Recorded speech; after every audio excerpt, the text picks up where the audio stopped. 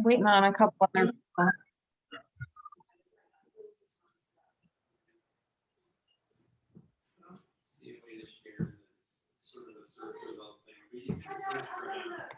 Good evening. Hey, Kelly. Hey, Dave. Hey, is that Rob? Hi, Rob. How are you? Great.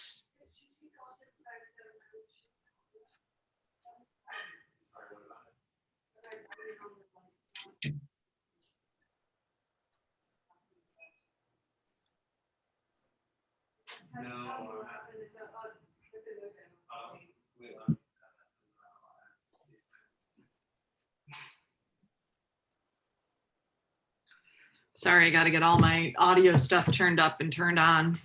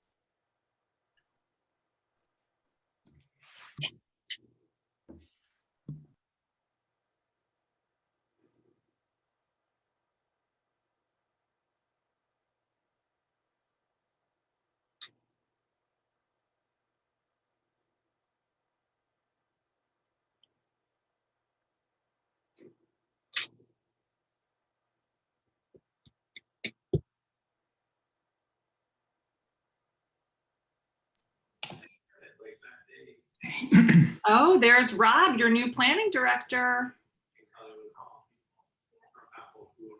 Afternoon, evening, everybody. Hi, Commissioner Ching. Good evening. Hi, everyone. Hi, Commissioner Craig.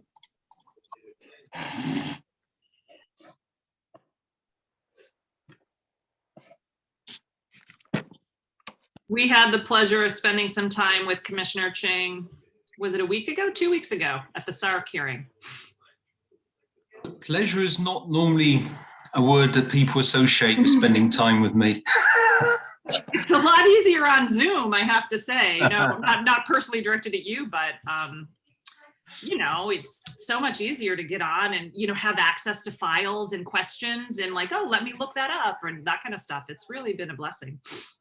Well, at least this planning commission meeting will be a step above the previous one now that Chair Shosky is back. The last acting chair was a bit of a disaster. Not true, not true.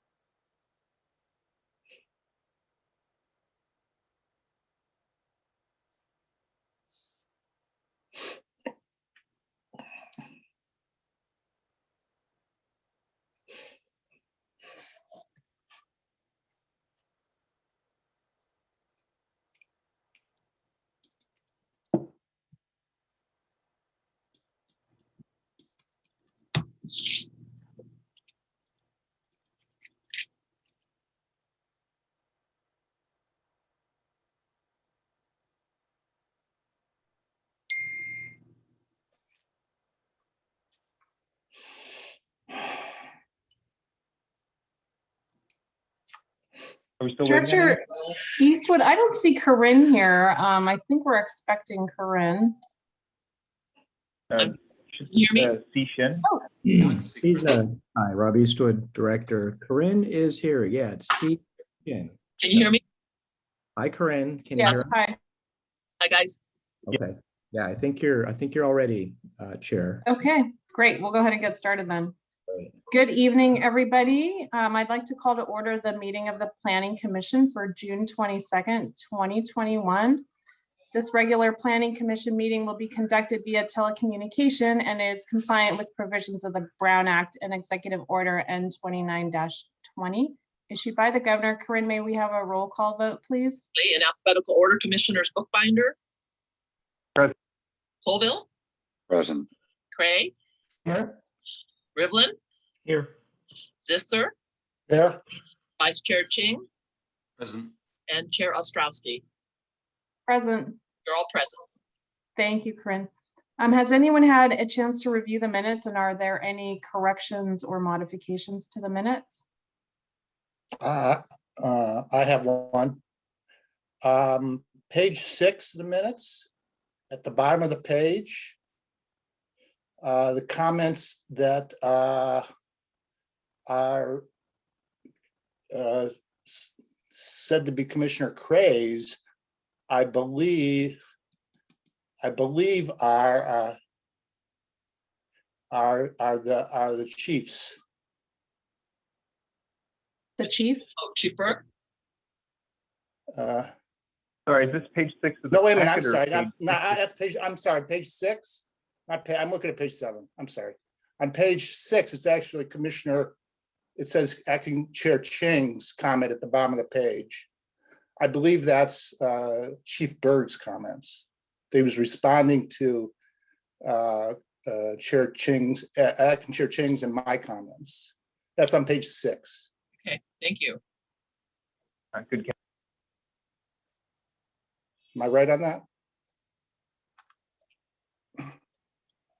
I agree.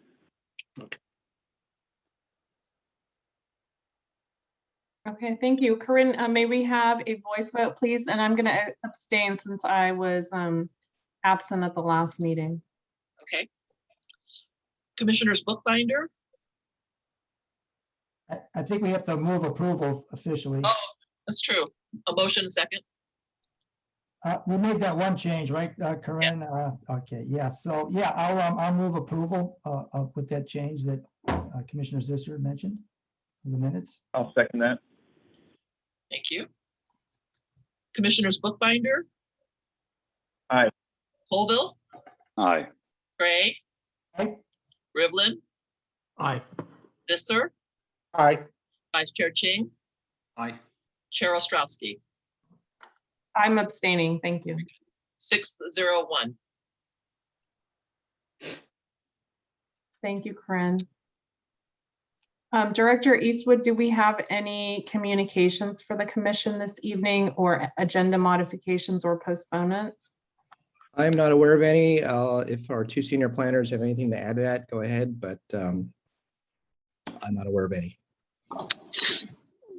I'm not aware of any additional communications either. And then for item 2 as well. Great, okay. So this is the oral request part of the meeting. I'll open this with the gavel, virtual gavel. This is the point in the meeting where any member of the public may address the commission on an item that is not on the agenda. You may speak for up to 5 minutes, but the Planning Commission may not take any action today. Would anyone like to speak? Okay. Seeing nobody there, I will close the public hearing and move to the meeting agenda. Before we start, commissioners, do we have any disclosures regarding items on our agenda this evening?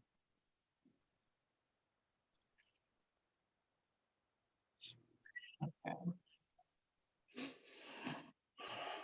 Okay, so the first item on the agenda this evening is a public hearing to consider the application PLN-2021-60 by Boulder Associate Architects for a minor modification to a previously approved plan development permit PD 82-04 to allow establishment of an ambulatory surgical center medical services clinic with late night activity, operational hours of 5 a.m. to 8 p.m. daily, within an existing approximately 24,000 square foot commercial building, including associated site alterations and minor architectural improvements, and a parking modification permit to allow a reduction in the required number of parking stalls for property located at 2605 South Winchester Boulevard in the PD Planned Development Zoning District. And our planner for this evening is Daniel Fama. Welcome, Daniel. Thank you. Good evening. May I share my screen here? Yes, please. Okay. So this is a minor modification to a previously approved plan development permit and a parking modification permit for property located at 2605 South Winchester Boulevard. This is an approximately 1.98 acre lot located on Winchester south of Friar Way, currently located in the PD Plan Development Zoning District and the General Commercial General Plan Land Use District. The site is currently developed with an approximately 24,000 square foot commercial building, last occupied by an R&D business. This building was constructed pursuant to a plan development rezoning granted by the City Council in 1982. Now, the application before you is a minor modification to that 1982 PD permit to allow establishment of a ambulatory surgical center, which is a type of medical services clinic with late night activities, specifically a 5 a.m. opening. Additionally, the application proposal includes a request for a parking modification permit to allow a reduction to the otherwise required parking standard. The use would require 120 stalls per code, and the site is improved with 96. In terms of the proposed use, it is an outpatient healthcare facility that's an alternative to a hospital that allows for non-emergency same-day surgeries and procedures. Though a ambulatory surgical center is not specifically identified by the city's zoning code, it does fairly fall within the definition for a medical use, such that it may be considered by the Planning Commission. This particular proposal would include 8 surgical and procedure rooms as shown on the site on the floor plan. And again, the facility would be open from 5 a.m. to 8 p.m. Daily.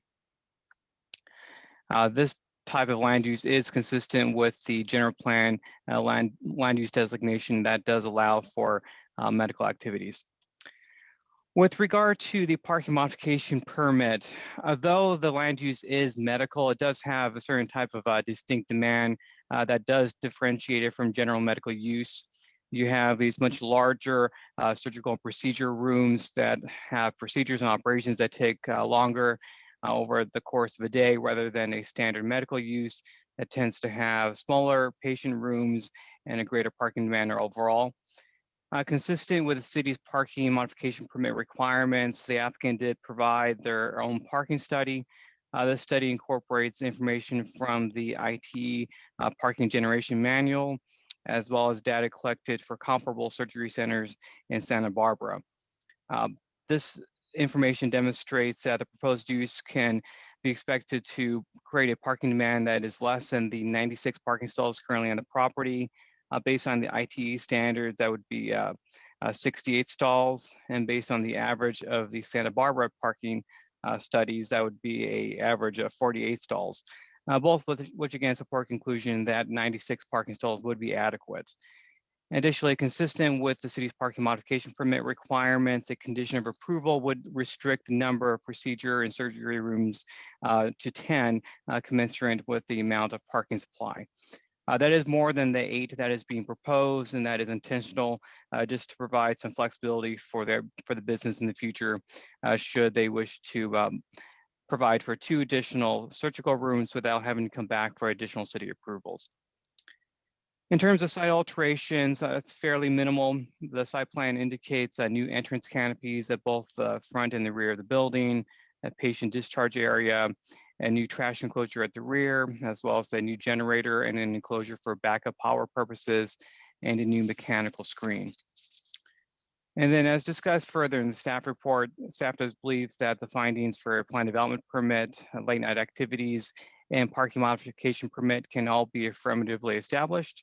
And therefore, staff does recommend that the Plan Commission adopt a resolution approving the modification to the previously approved plan development permit and a parking modification permit. Thank you. Thank you very much. Do we have any questions for Daniel? Commissioner Ostrowski, I have a couple of quick ones, if I may. Please. Just real quick, Deanna, just to be sure. So this is a single, this is the only tenant then for that building, correct? Correct. Yes. And then the parking study, the Santa Barbara study was chosen because why? That's what the owner also owns that facility, or the traffic What's a comparable type of surgery use? Okay, you had to go to Santa Barbara for that one though, huh? I'm sure the applicant's team can expand on it. Okay, and then my final question is just, and I just wasn't, and I'm having trouble with my iPad getting navigating on the agenda. So, but there's a new utility pole. Is that replacing some pole, or is there any undergrounding of utilities part of this deal, or no? No, I think you're thinking of item number 2. Is that the other item? Okay. Correct. Thank you. That's it. Sure. And I forgot to ask for a SARC report. Do we have a SARC report on this item? Yes, Chair. SARC was supportive of this application and the permit. There was a type of 3 areas identified. One was parking, which we felt was sufficient per Daniel's report, and justification. There was internal bike storage as well. And the third one was, I think, a neighbour had expressed a concern over potential noise. So the city standard conditions are being included on noise. Thank you. Okay, great. Other questions for Daniel? Yeah, I have a question. I actually had the same question about the fact it was in Santa Barbara study, but the other thing is that on these kind of studies, I don't see anything about how many personnel are going to be at this building throughout the day. So where does that factor in addition to patients coming? Well, parking studies look at parking demand in different ways. For instance, office, it's going to be based on a square footage basis, restaurants on a seating basis, and in this case, it's based on a number of operating surgical rooms, and that would be predicated on the anticipated number of staff associated with each room.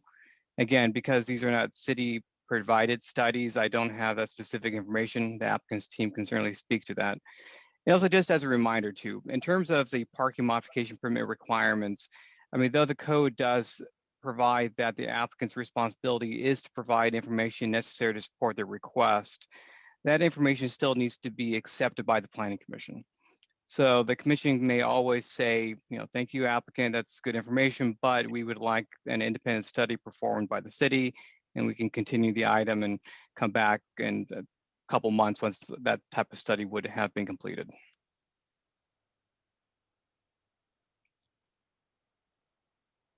Thanks.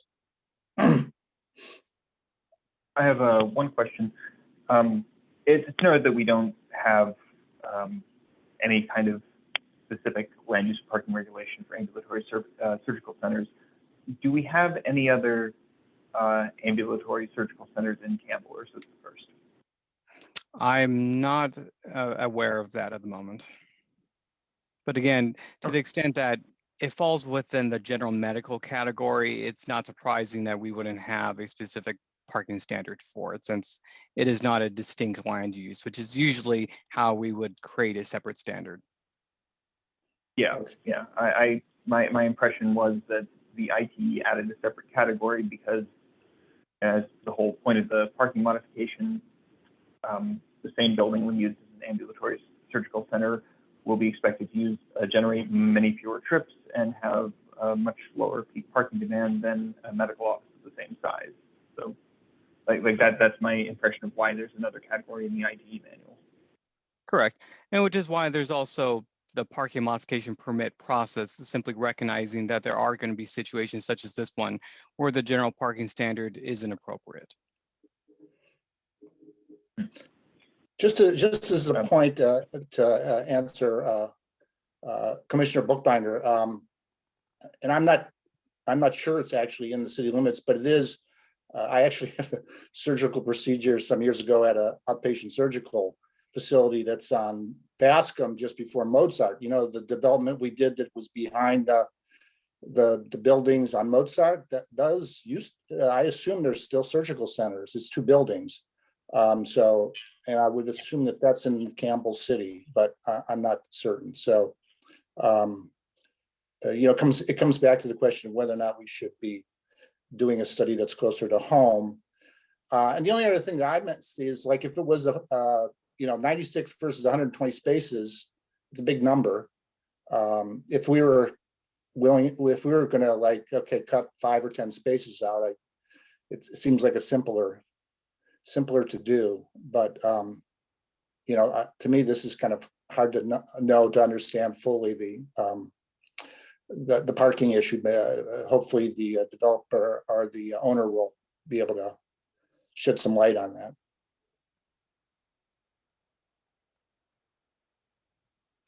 That's a great Just point. to, Other questions before we open the public hearing? just to follow up on what Commissioner Zisser said, there's one at 3425 South Bascom Campbell Surgery Center, and that I believe is the one that you were talking about. So I believe we do have at least one other in the city, for what it's worth. And that That's part all I of Campbell, was incorporated or annexed in the city, I believe, in 2006. So that approval probably was issued in the county prior to its jurisdiction within Campbell. Thank you.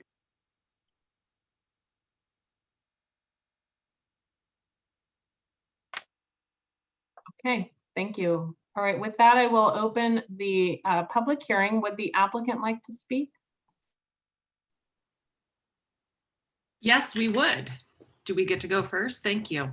Yes, please. Thank you. My name is Kelly Snyder. I am the one of the owner's representatives, Rob Gamperl, who in my Zoom box is right below me, but you might see him somewhere else. He has item 1, Rob Gamperl, that's his name. He is the owner and the developer here. He has a whole team of people on his staff, from Boulder Associates, the architect, Scott Shell, our traffic engineer, and the guy who did the parking study is on the line. So Commissioner Zisser or others, if you have specific questions about parking, I'm certain that Scott Shell would love to talk about them, because parking guys love to talk about parking. If you can, I'll jump right to one of the questions that I heard you asking about a moment ago. Yes, we do have examples of parking from local ambulatory surgery centers. I'm not sure who said that he went to get the procedure done a few years ago, but there are 2. There's one in the city of Campbell, which is at 3803 South Bascom, just a few blocks away from this one.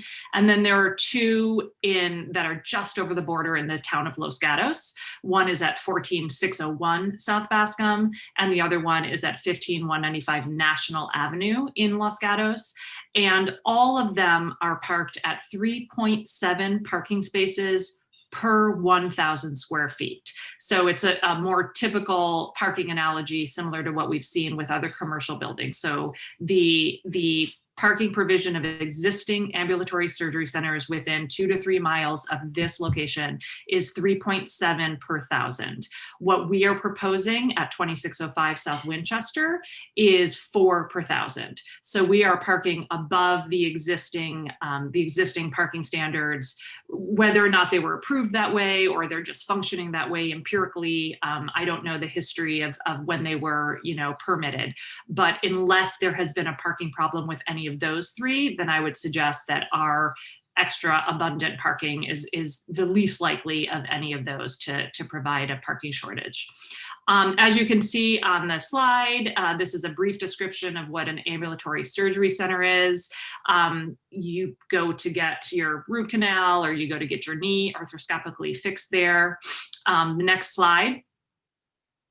I think Rob is advancing these, right, Rob? I am. Yep. Great. Here's more methodology background on the parking. I'm going to defer the details here because I'm sure if you have questions that Scott Shell would like to answer them, so I won't take up our time. So you can advance a couple of slides, please, Rob, because we had the ITE, we have our expert, and then we had our locals. And then at this point is where I politely introduce Rob Gamprel to take over the rest of the presentation, and he can hopefully answer any other questions you have about what we do at the Ambulatory Surgery Center, how quickly we hope to have it up and running. And before I go, I just want to personally thank Daniel Fama and welcome Rob Eastwood to the team. I know that you've been hearing a lot from me over the past few months trying to get this scheduled, and I really appreciate it. So thank you all very much. Thanks, Kelly. And thanks everyone tonight for taking time out of your evening to work with us on this exciting project here at 2605 South Winchester. Frankly, I think Daniel did a great job introducing the project. There was a nice write-up about what an ambulatory surgery center is in the staff report. I don't know that we need to reiterate too much of the detail there. There were a couple of comments here there, on the screen here. You can see some bullet points about what a surgery center is and what surgery center is not. There were a couple of comments from the public. I might just flip to the next slide here that were submitted by some residents nearby. Ms. Layla Dibble and Mr. Mark Gagliardi. I apologize if I mispronounced either of those. But I think the primary concern that we heard from those two residents was one about noise. And I think it was key that Daniel pointed out in his report that this is a non-emergency facility. And so what that means is that we're not going to be having ambulances bringing patients to this facility with sirens blaring. This is really an appointment only procedure or operation facility. Patients will come here after they've consulted with their physicians in other locations, whether it be the hospital or their offices.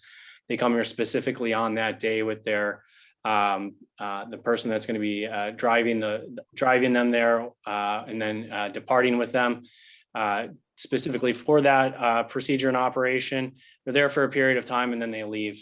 I think that's really probably the only clarifying point that I need to make here at this point in time, and we can turn it over to the commissioners for additional commentary and maybe dive into a little bit of the traffic study if that's of keen importance. One thing I did, well, actually I do have one other small nuance. The site plan that you all were reviewing on screen, and maybe I need to blow this up a little bit here. Since that point in time where we had submitted, we've actually shown the exterior bike parking. So we have the code required 5 parking stalls for bikes in the rear of the building, and those are in those self-enclosed storage facilities. So with that, I'll hand the mic back to Ms. Ostrowski to continue the meeting. Thank you, Mr. Gamprel. I appreciate the detail there. Do we have questions for the applicant this evening from the commission?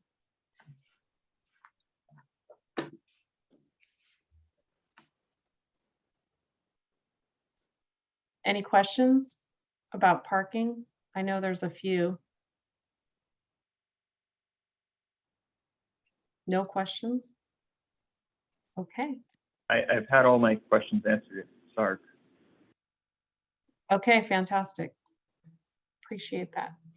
Okay, well, with that, I will close the public hearing and then open it up to the commission for discussion. Who would like to get us started? Oh, go ahead. You know, sorry, We close down the. Someone from the public here with their hand up. So let me open the public hearing again. Hello, are we not allowed, is the public allowed to ask questions about this or no? No, they're allowed. Yeah. Okay, so one of the questions I had, this is Layla Dibble. I'm one of the people who wrote in, and this is a question on behalf of myself and a couple of other neighbors who've also expressed this concern, is that there's currently a light in the parking lot, or several lights in the parking lot that shine right in our house. Is there, when they do this project, is there a way to negotiate some sort of shield on that light or lowering of those parking lights so that it isn't invasive in our house? And the second question I had was about noise. And we realize that you're not bringing ambulances in, but we've had several disturbances with the actual employees in the parking lots. They sit in the parking lots and they smoke whatever they smoke, and they hang out in back there, and it's pretty noisy for us as residents. So that is an issue. And then there's also noise as in the gardeners come at like 7 o'clock in the morning and they're blowing the blowers. And so there's definitely noise issues that are not ambulance related. Okay, that's good to know. Thank you for bringing that to the commission's attention.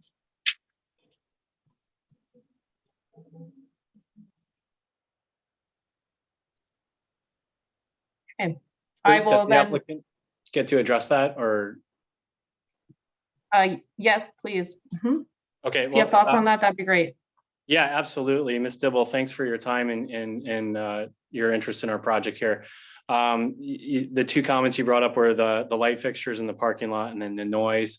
I'll address the noise first. The existing facility, that tenant is vacating and we are going to be purchasing in this facility and then making the transition to the ambulatory surgery center. So we'll have a whole new crowd of employees here. These are professional employees that are in the healthcare field. I expect that they will be operating to the meet the standards of our provider here. So I fully expect that. I think there was a comment made about partying in the parking lot, that will not be an issue moving forward. In terms of operations for the facility itself and landscaping and otherwise, I apologize that you've had to deal with 7 a.m. noise. You know, that's a nuisance to everyone. We'll do our best moving forward to handle those operations so that's not a disturbance to the residents. In terms of the light fixture, yeah, this is certainly something we can address. We can swap out the light fixtures and do what's called a full cutoff fixture, so it won't be glaring into your property. We'll work with that to make sure that anything that we modify, Daniel, I'm not sure if you're the correct point of contact, but we'll make sure that anything that we'll put together the right fixture so that we're meeting the current illumination requirements that will be required for safety and code. So hopefully that Ms. Dibble addresses your concerns.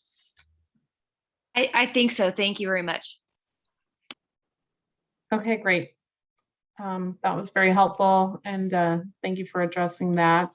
I know in the past we've done down lights and things like that, so I'm sure you'll be able to come up with some good options there.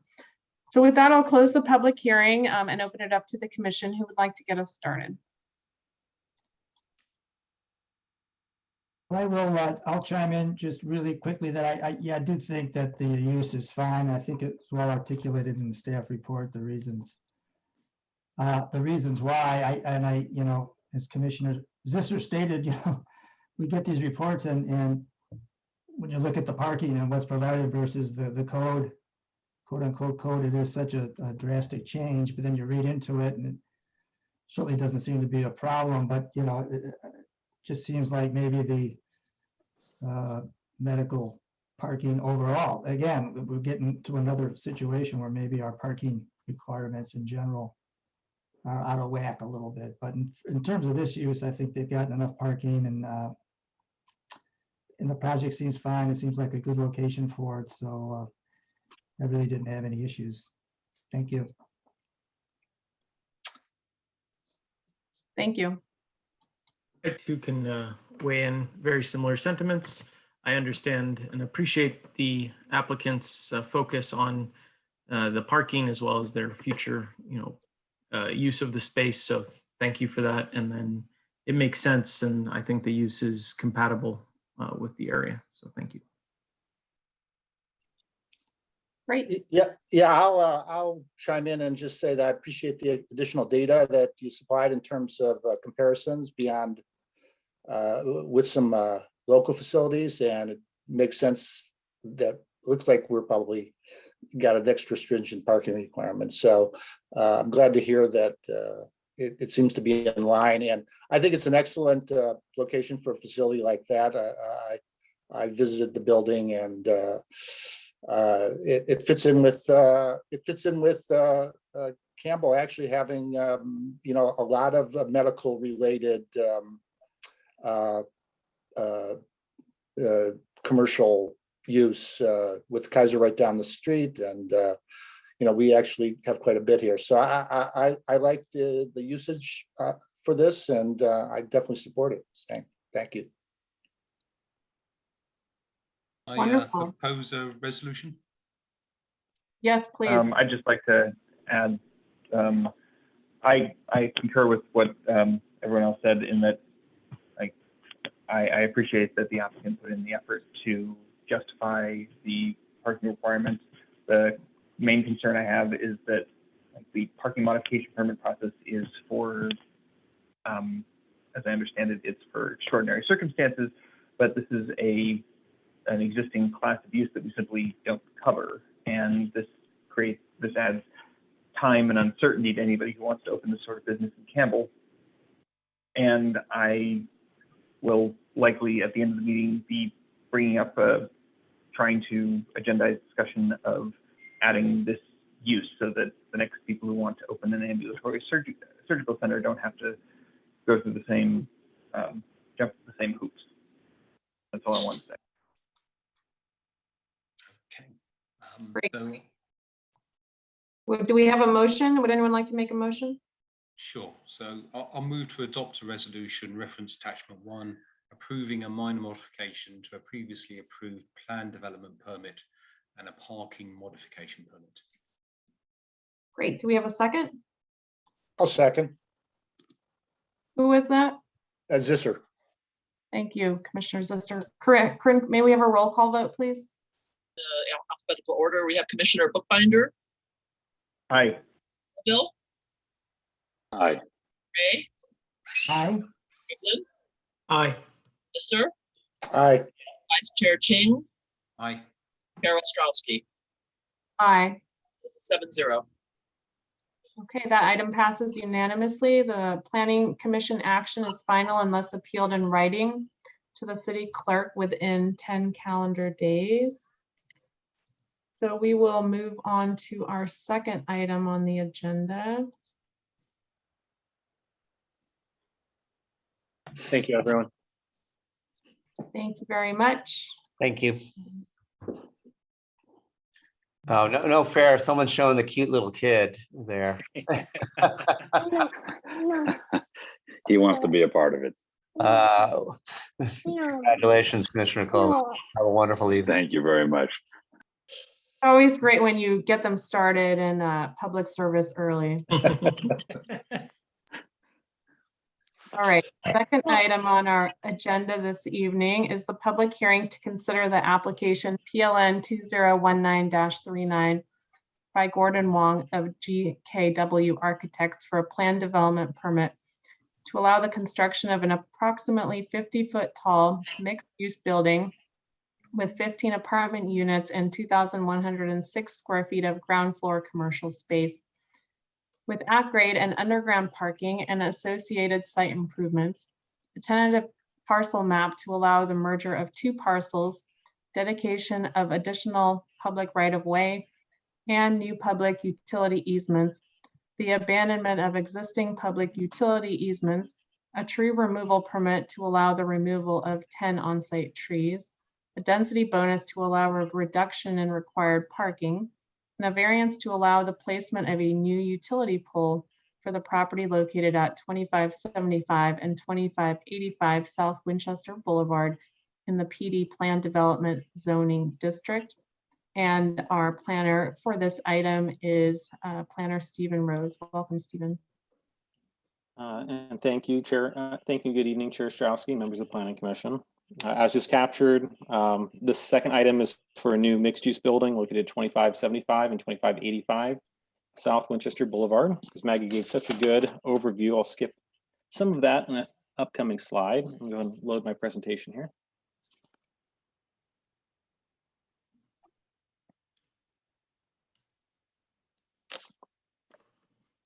So this particular project site comprises two parcels, which are located at the northwest corner of South Winchester Boulevard and Friar Way, which have a combined net area of 0.3 acres.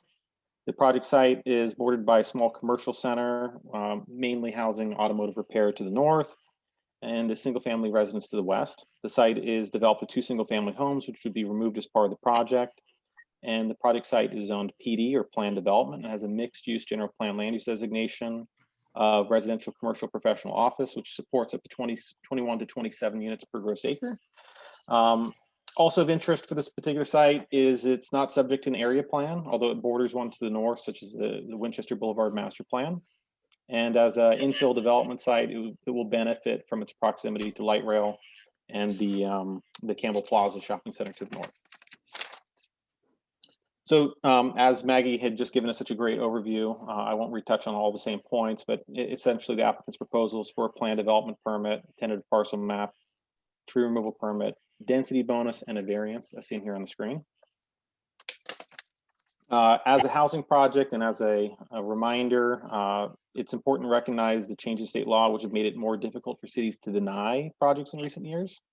Under the Housing Accountability Act, the project may not be denied or conditioned to lower its density unless it's found to be in violation of an objective general plan or zoning standard, or is going to result in a very specific and adverse impact to public health and safety. However, changes may be requested to the plan to further policies and even subjective standards of the general plan if they do not render the project infeasible or reduce its density. While the Planning Commission certainly may not deny a project because of its color, they can certainly condition such a change. And if you have any questions on that or in deliberation, by all means, staff is here available to support and offer insights on certain requests or requirements that you may have and whether or not they might run afoul of that. As a density bonus project, this project does qualify for a 35% density bonus and a reduced parking standard in exchange for providing 11% of the total units to very low income household units. The project also qualifies for concessions and waivers, but as presented is only seeking a reduction in the number of parking spaces, although it would also even exceed this standard. So to assist in the design review of the project, the city hired Mark Sandoval of MSA Incorporated, who is also the city's architectural advisor, to prepare an architectural report. The project plans were actually revised to be responsive to feedback from the city's architectural advisor, as well as the city site and architecture review committee. I won't plan on touching on every single point, but a few of the main changes that were made in response to both groups were that the ground floor commercial tenant space was actually raised in height to kind of make those tenant spaces a little bit more viable. And then we had also, by direction of the Site and Architecture Review Committee, we ended up adding additional wrought iron details to the north and south elevations for enhanced visual interest. They also ended up adding some vegetation on the lower level of the building as well. And they revised the color tone from like a more of a stark white to a neutral beige color. And they also created a more interesting entry point for the pedestrians entering the apartment component of the project from the ground level.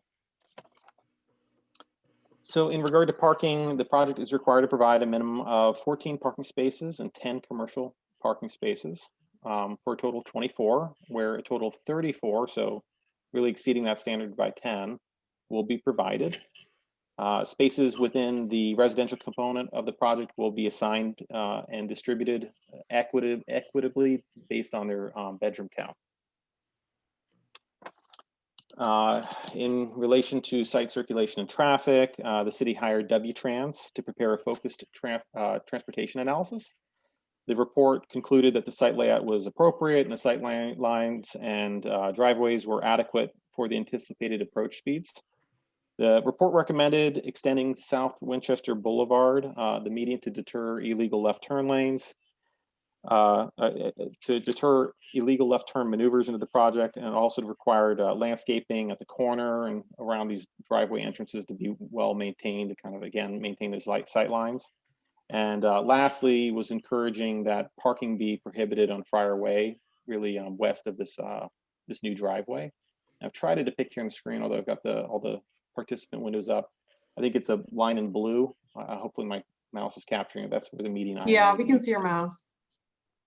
Great. And then in regard to traffic and trip generation in general, the project was found to be well below thresholds of significance to warrant a detailed traffic impact analysis, or TIA, having been screened out by the guidelines established by the Santa Clara County Transportation Authority, as well as the city's own adopted VMT policy, which takes into account the project size, land use type, and proximity to light rail.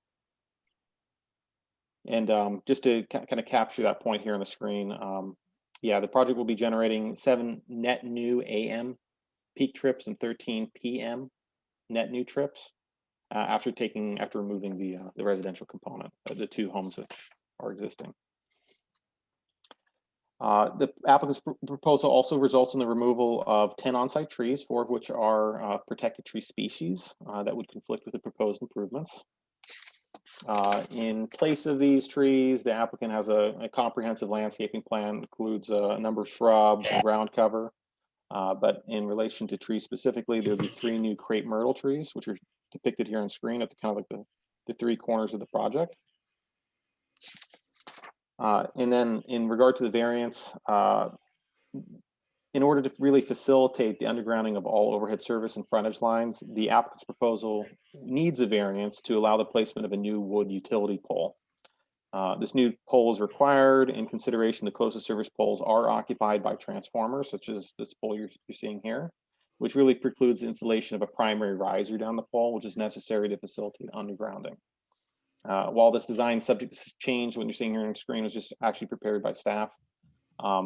The final design will be subject to the city engineer, but it will result in the removal of all the overhead lines around the project, which is really what the intent of the utility undergrounding requirements is meant to achieve. So as captured in the staff report, staff believes all that the findings to support the request can be affirmatively established, and accordingly has recommended that the Planning Commission recommend that the City Council approve the applicant's request. And with that, this concludes staff's presentation, and I'm available for any questions. I also noticed in the audience tonight, we are joined by our project applicant, Gordon Wong, as well as our traffic engineer, our city traffic engineer, Matthew Jew, as well as the consultant W-Trans, Mark Spencer, is also available. And that's it. Thank you. Thank you, Stephen. So we will open it up to questions for Stephen, and I see that Commissioner Rivlin has his hand up. Yes, thank you. I'll keep them brief for now. The median extension, can that be conditioned as part of the approval of this project? Is that something Public Works would install? How does that happen? Yeah, so it would be a requirement of the applicant to engineer and design it, but that they would be required to apply for an encroachment permit, and then yeah, our Public Works department would review the encroachment permit, and then there are bona fide contractors who would do the work themselves. Sure, and it would just need to be a part of the condition here, or it already is in our packet and I missed it. Oh no, it's already in there. So yeah, it's actually included in, I believe, the tentative parcel map. Most of the Public Works conditions are included in that, and they're cross-referenced through the plan development permit.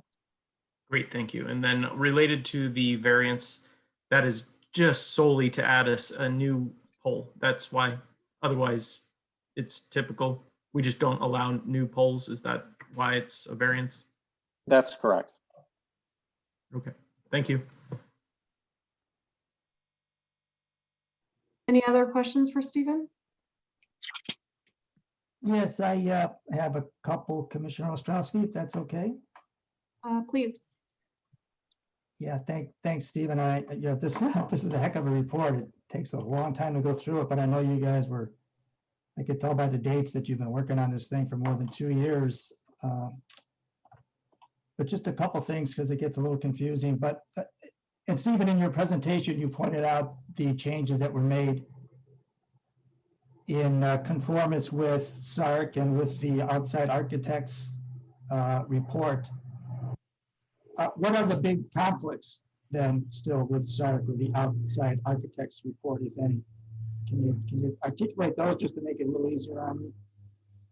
Well, there were a number of outstanding items which were raised by the architectural consultant. I believe we touched on each of those during our Site and Architecture Review Committee meeting. I'm actually jumping through my notes to see as I presented those to the SARC. Give me one second. Got a lot of backup slides for these types of questions. That's exactly why I was asking you, so I didn't have to do what you're doing right now. Yeah. There's a lot of info. Yeah, I mean, it all comes down to extent. So I believe that we've touched on each of the points that were raised, but for instance, I'll give you an example. The city site or the city's architectural advisor had suggested potentially bumping out portions of the north elevation of the building, almost like to add additional physical articulation in the building wall. And the city site city's Site and Architecture Review Committee felt as if it may be more appropriate to do ornamentation, treatment, stuff that wouldn't require as significant or as costly structural alterations to the building to provide. So for instance, we have wrought iron Juliet balconies. They added corbels on the north elevation, and that would have been pretty much how that particular detail was resolved. Examples like that are kind of throughout the architectural report. But again, that was kind of filtered through the lens of our city's Site and Architecture Review Committee, and pretty much as far as the applicant's responsiveness to both sets of comments, we're pretty much whole at this point. Okay, that was a great, I thought that was a really great report by the outside architect. I'm glad we used it because he articulated some things I saw. I'm just wondering if it was just me about really trying to put a lot of stuff on a small site and trying to do it well. But there were things like he was recommending 2 parking spaces could be taken away. And I didn't know if that was an exchange for, I don't want to get into this because we could probably talk about this from now until, August. But, there was a couple of parking, there were a few issues that seemed to come up in the architect's report that I didn't see addressed per se in the presentation here. Without getting into all, was there any major ones? I guess that's what I'm trying to ask you, Steve. And I know I'm putting you on the spot here, but Shall I say something going through all these reports? Shall I make a comment from the SARC side? Is that the right time, or would you like to leave that? That would be great, please. Yeah, so Stephen articulated it well. I guess on the SARC, we must have spent at least an hour going through this because it's quite a complex project, and the consultant architect raised some good issues. So we went through these type of line by line. And one of the things that were brought to the table at the SARC, which wasn't in the original report, but is in the Planning Commission report, is a type of 3D rendering, and I think it's a 3D video. Because when we first went in there, I think, now I speak for myself here, not Adam, but had concerns on that, especially based on the architect's comments. But actually, as we talked them through with the applicant, with Jenny and Gordon, and we saw the video and we looked at it in some more detail, it became, they weren't really an issue. And in fact, what type of stood out for, I think, Adam and myself, was this was a really small, awkward space. And actually, this is a really interesting and imaginative and sensitive development, right? Especially considering it's right next to some industrial or automotive buildings, but you've got some, you've got the neighbors there as well. And it's been a very sensitive design. So, we came out of it very supportive of the application and thought they'd done a great job. And it was good to see that they've been responsive to, I think, about 5 or 6 requests we had in there. So they've just given a little bit more colour on the SARC.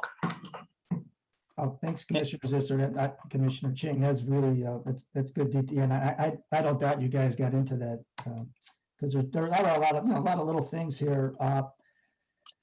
I guess another question I would ask, though, that's kind of, so I guess this is not part of the Winchester, what's it called, Winchester Boulevard master plan. So we're outside of that, and we're a little bit far away from down the central Campbell area. So was there even a consideration?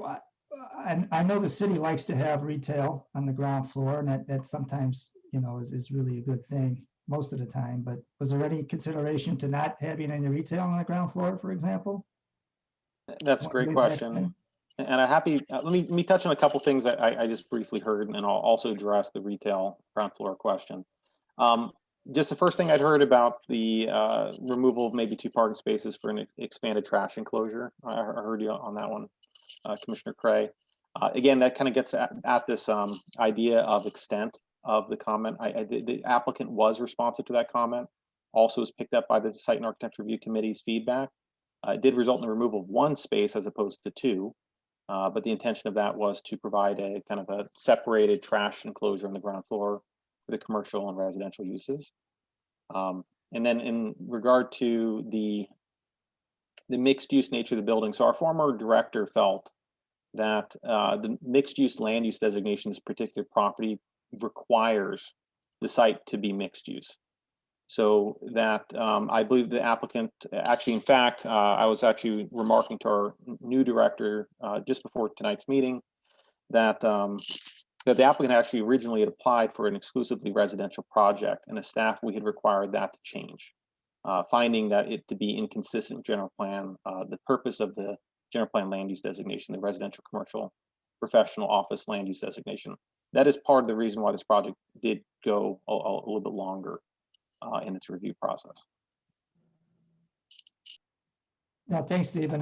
That's good background. I know there's a lot of stuff. And just a couple of quick mini questions, though. I did see that I think it was the arborist report of the applicant. They said 5 protected trees versus the staff report of 4.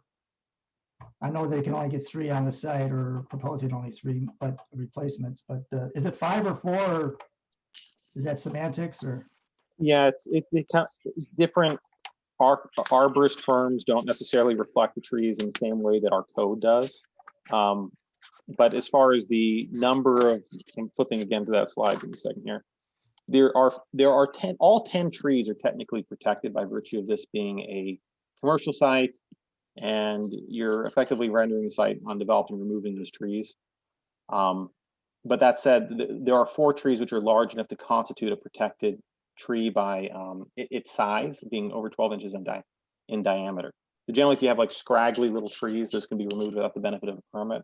That's why I'm not saying that they're necessarily protected.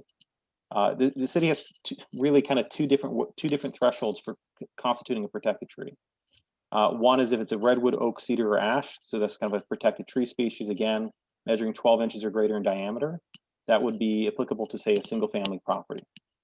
And commercial applications, mixed use as well, any tree over 12 inches in diameter, which gets us to the 4, which I'm capturing in my report here, are considered protected and require a tree removal permit. But we're trying to capture the total number of trees, which is 10. I even think the arborist report also picks up on a couple trees that don't even occur on the property, like tree number 32. That's off-site. Also mentioned some other trees that will not be removed as part of the project. So the numbers are kind of, they're kind of here and there, but yeah, it's 10 trees total on site being removed, 4 of which constitute a protected tree given their size, 12 inches and greater in diameter. Now that helps. And just one final quickie is we mentioned a curb, something called curb return at Winchester and Friar. I'm trying to, what is that? Do you know what that is? Well, we have a condition of approval that's requiring the curb to be red striped. West of the driveway on Friar. So as you enter the site on Winchester, the idea is that they want to maintain a line of sight there on the corner. And so by precluding street side parking right there at the edge, that was the idea, the red curb that. Okay. Which reminds me of one other question I forgot to ask, and I know it must have come, again, this is a macro question. I hate to hit you guys with so many questions, but I see that there's a driveway on the Winchester and there's another one on the Friar. It seems to me it would be better if all the traffic could go on Friar, but I guess that those are 2 separate parking areas, and I'm sure Sart must have talked about this as well. But was there any consideration in just having the driveway on the Friar and then on the Winchester for everybody, or? Oh, possible? I can speak to that broadly. Given the site constraints, it is a very small site, and providing for both an underground parking garage and at-grade parking would almost preclude having that occur at grade on the same in the same area. So what you're achieving is you're providing a ramp down and up, pretty much in a cantilevered portion of the building on the north side of the property. In order to ramp down, by the time you were to navigate that turn on site, it would wipe out any additional parking spaces you'd really be adding. So it was really designed for maximum efficiency. It does also have the indirect effect of splitting trips up. So vehicle trips, really your underground parking would be for the residential component of the project. So those which will have to navigate the arguably more difficult ramp going down underground would be those who become very accustomed to the site, that are driving up and down every single day. And where for the commercial component, which is, you want to make those parking spaces as easy and as convenient to customers as humanly possible, those are going to be provided at grade and off the Friar side of the property, almost right adjacent to the tenant spaces which they'd serve. Yeah, thanks very much, Stephen. Sorry for all the questions. I'm done. Thank you. So just to clarify, if it was a single family property, then none of these trees would be considered protected. Is that correct? I don't believe any of them are a protected tree species. So that's correct. These trees could be, the existing homes could have just went ahead and removed these without requiring or triggering any permit process. It's by virtue of the fact that they're being removed as part of this project. It's kind of like a chicken and the egg kind of scenario. If the homeowners had removed these before working with the applicant to apply for this permit, we wouldn't have required a permit. Got it. Thank you. And I thought I saw an original design and an updated design where the original design had some trees, like rooftop type trees. Is that correct? Some of the plans drawings include planter boxes on the upper walkways on the rear side of the building. I do have probably an elevation. I probably have a site plan that shows that if you want me to share my screen again. That'd be great. I can't and also, yeah, one other thing I was going to mention earlier, give me a second, is that I actually do have that 3D video rendering. So if any members of the Planning Commission would like to have that played, I could actually load that here. Let's see it. That'd be great. So first I'll do the roof plan view. So these are those additional planter boxes. So these will not be trees, but they'll be, imagine decorative planters that would then have plants in them that would grow marginally maybe above the walls in which they're the kind of the retaining walls. And it's picked up a little bit better in the video. Go ahead and load that.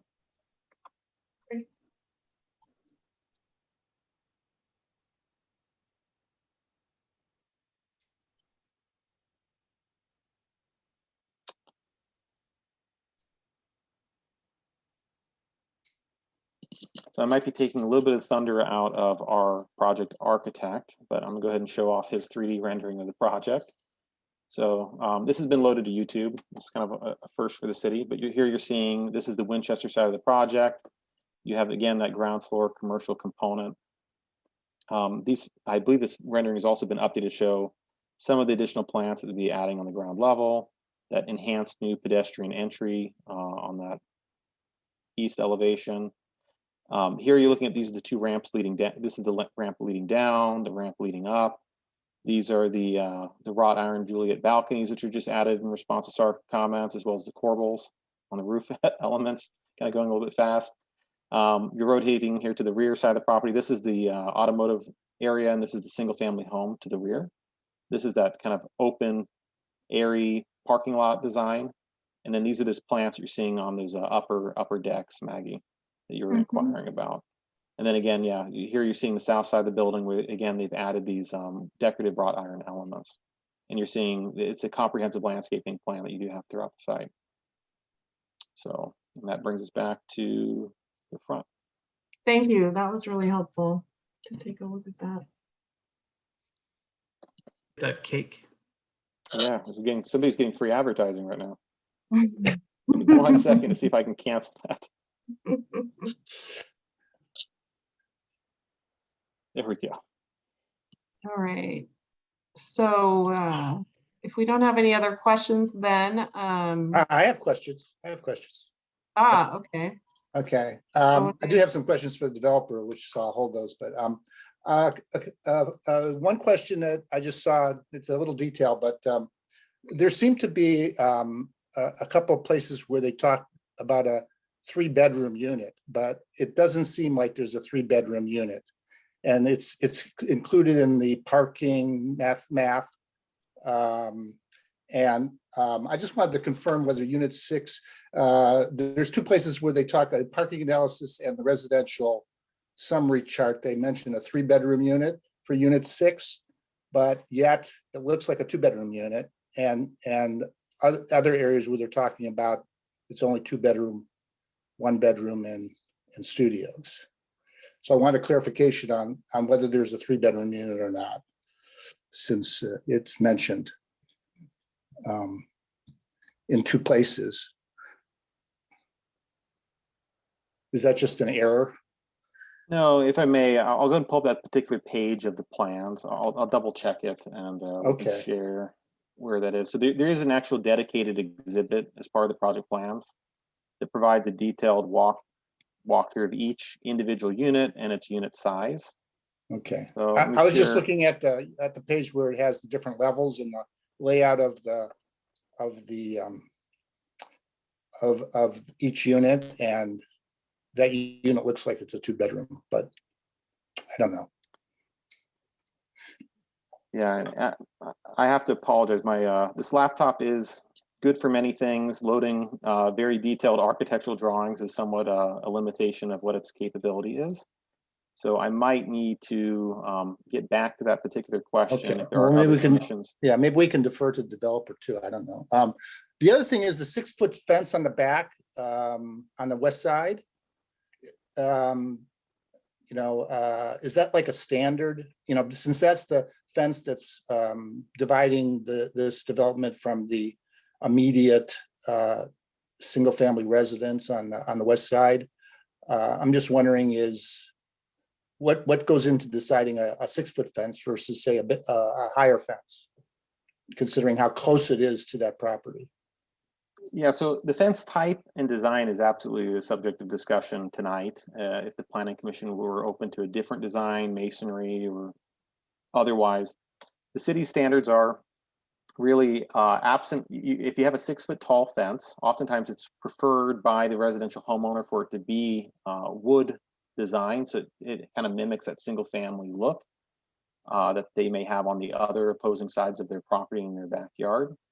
But obviously, whenever you do have a commercial or a distinct land use type, such as a mixed-use building, there are oftentimes additional noise and activity which is associated with that, which may justify an alternative wall type. So on the north side of this particular project, you will have a masonry wall. On the rear side, it's been proposed to be a wood slat fence with which was actually even responsive to one of staff's comments, was that there'd be almost no gaps to prevent vehicle lights from spilling through the boards of the fence. But again, I don't know if you're familiar with your own fences in your own backyards or other just general single wooden fences. They do tend to fail over time, and they do present the opportunity to have a gap. So it is an opportunity. There will be you'll have landscaping and then the fence, which will help. And there will be a requirement generally to maintain this fence, which is installed. But yeah, absolutely. There are opportunities whenever you have 2 distinct land use types to talk about the appropriate type of fencing. Yeah, and what about the height? What about the height, Stephen? Yeah, height. So height is limited to 6 feet tall, except for in the Campbell Village area, which is kind of its own unique sidebar conversation point, but 6 feet tall outside of a development application. So we would not necessarily need to notice an additional, request a fence exception tonight in order to increase the fence height. As staff, we do try to do our best to indicate to neighbors that there will be a taller fence as part of our legal notice. But it's not a requirement. So if you wanted to have a taller fence, it can be facilitated as part of this request. But 6 feet is the city standard. Okay. I'm just going to throw this up because I know we already had a conversation by email, but I think it's more of a question to the developer. But I was questioning the size of the studio units. I don't know if other commissioners noticed that the 3 studios are they're under 300 square foot. They range between 265 and 291. And it caught my eye because that's a really small living space. And I did some Google searching of studio apartments in the San Jose area, and except for some off-campus student housing near San Jose State, the typical studio apartment runs anywhere from 400 square feet to to 600 square feet. And the average is around 500 or so. So it's my understanding from Stephen getting back to me that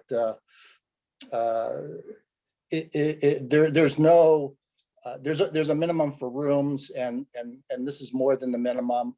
But I was just questioning having such, I don't know whether it's a good or bad thing to have such small studio apartments available, because there isn't that standard is way down below what is commonly found in the area. So I just wanted to put that out there. And Stephen, you can comment on it, but I'd also like to hear the developer's position on why he did that. And to comment on it just briefly, we do have general plan policy, which encourages a mix of unit types and housing in our community at large. Having a range of housing unit sizes provides and enables more households to have access to our community. In some respects, small units are considered affordable by design because they are small. They generally result in lower rents and the like. But yeah, I can absolutely defer to the architect their comments as well when we get to that stage of our comments. Okay, thanks. I think that's all I have for now. Thank you, Commissioner Zisser. Other questions from the commission?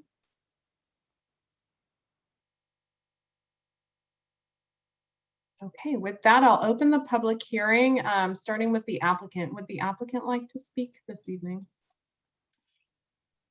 Hi, I'm Gordon Wong. I'm Jenny. And we're here to answer questions. So yeah, if I think there was a question about the unit sizes, we could go over that. That would be great. And welcome. Nice to see you again. Likewise. Yeah, so on that one, on the parking count for the 3-bedroom unit, it's showing on A102, and there's 3 bedrooms on there. That's the unit 6 plan. Can you share your screen? Is that possible? Sure. So we don't all have to fumble around. Sure. So here's unit 6 here. You can all see that. And then there's bedroom 1, bedroom 2, and then bedroom 3 is down here. Maybe this was overlooked. And one thing that I found that the hardest part about explaining this project is the articulation of the design, because on paper, on PDF, it's very hard to see what was being focused on. But getting the balance of the bottom floor, we were trying to get the enhancement of the higher ceiling height on the first level across here, and with the slope of the roof was a big challenge. That was probably the biggest one in the SARC meeting. But just getting the articulation of the front facade, that was pretty much the biggest challenge of this project, to balance it with the neighboring houses to get the massing down to size. So I think just rotating the model and seeing that is probably one of the most effective ways to articulate, what we're trying to do. I do think that the wood fence is a good match for the neighboring of the house.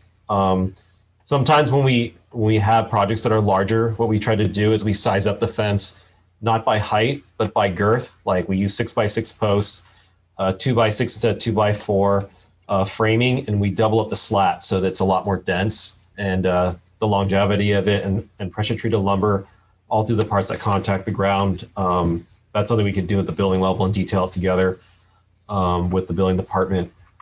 In terms of the unit size, what we're finding a lot of is a lot of ADUs and junior ADUs. And we're seeing a lot of smaller units that are being requested, especially for things like kitchenettes. And it's usually a double stove burner with a sink, a microwave, and a half-size fridge. And a lot of the requests are coming from contract jobs, like maybe that's a job that is only contracted for 1 year, 2 year, and that's where these units really make sense for a lot of people in the Silicon Valley. We're working on quite a few projects over in the San Jose Burbank area, and that's where we're seeing a lot of this type of influx. But a lot of people really want to have a unit type like this near the downtown Campbell Strip because of the livelihood of the restaurants and the variety of what they can do when they walk down there. So that's where the smaller units, we've started to do quite a few of those in our office. I do think they're quite successful. My wife and I, we own an ADU and a junior ADU as well. One of our junior ADUs is 250 square feet. It's just the layout, the design is what makes it really successful. We could do some photography, send some shots of what our junior ADU looks like if anyone's curious. But they're quite nice if they're staged right. The furniture goes in well. The only time they become an issue is when someone starts to hoard and they overdo it. I would assume that the HOA agreement and the tenant has to be looked at or checked upon for fire safety and egress ability, so they can't overstock things in the unit. Maybe something like that, like a mandatory annual checkup or something, or I'm not sure. But that's probably what would alleviate that, because on our own properties we do the same thing. We check and make sure that it's safe for everybody. If there are any questions, we have the model here. We can cut sections or show what it looks like. We're happy to do that. And in this model, you can see the ramp here too, because the other rendering was not able to show this going down. And like Stefan said, this is the masonry side facing the commercial, and we put wood in the lower fenced here to respect the neighbor right here. And we felt that this massing study kind of shows how we're trying to relate the large building to the smaller side of the single family residences. And just to be fair, my wife was the one who did the 3D rendering. She was the one who did all that hard work, not me. Great job. I think we're gonna, think about requiring that for all projects, because it really does help us visualize what's happening especially on a complex project like this. It's nice to move into the technology future or present. Thank you. I had a question about those planter boxes that I asked about earlier. So that's like kind of an open balcony type walkway area for the residents, right? This is the right screen. On the back, yeah, on the other side. So yeah, this is an egress path right here. And what we've done is we made it wide enough so you could put planter boxes inside. So each unit could have their own planter box if they wanted to plant their own vegetable garden or something. And then, so are those going to be built there, or do the residents have the option of doing that? It's an optional thing. Yeah, it's an optional thing. So they wouldn't have any kind of watering system? No, this would have to be hand watered by the residents. Yes, correct. Okay, so that's not going to be built along with the rest of the structure, I guess is what I'm asking about there. Yeah, correct. Yeah. And if I may clarify, because it's shown on the proposed landscaping plan, as staff, we'd actually be requiring those planters pretty much as shown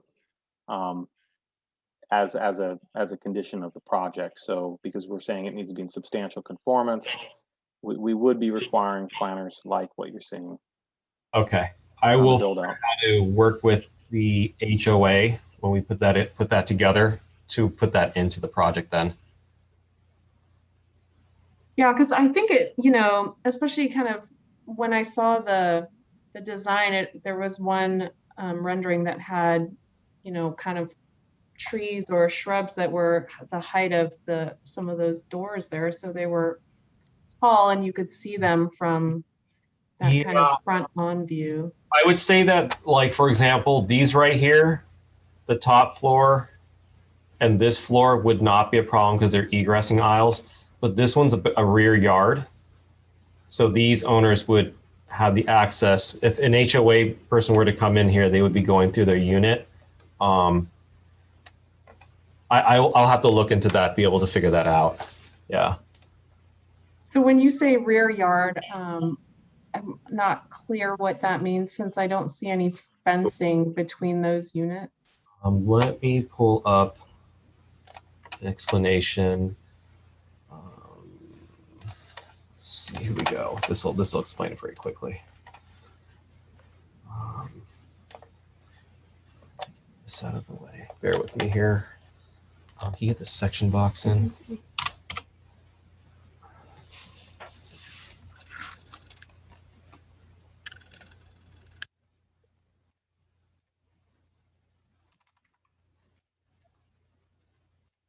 One moment here. Yeah, there we go. Yeah.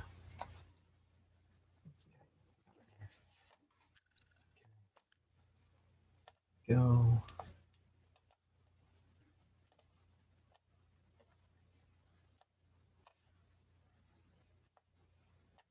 Okay, I'm going to pull this down to the middle floor so we can kind of articulate how that was designed.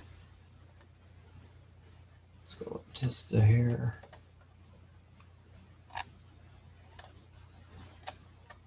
So this one right here would be okay because you see the double stairs here. This would be an egressing aisle. So an HOA maintenance would be able to come in and access this no problem. So the top two balconies would be, that'd be no problem.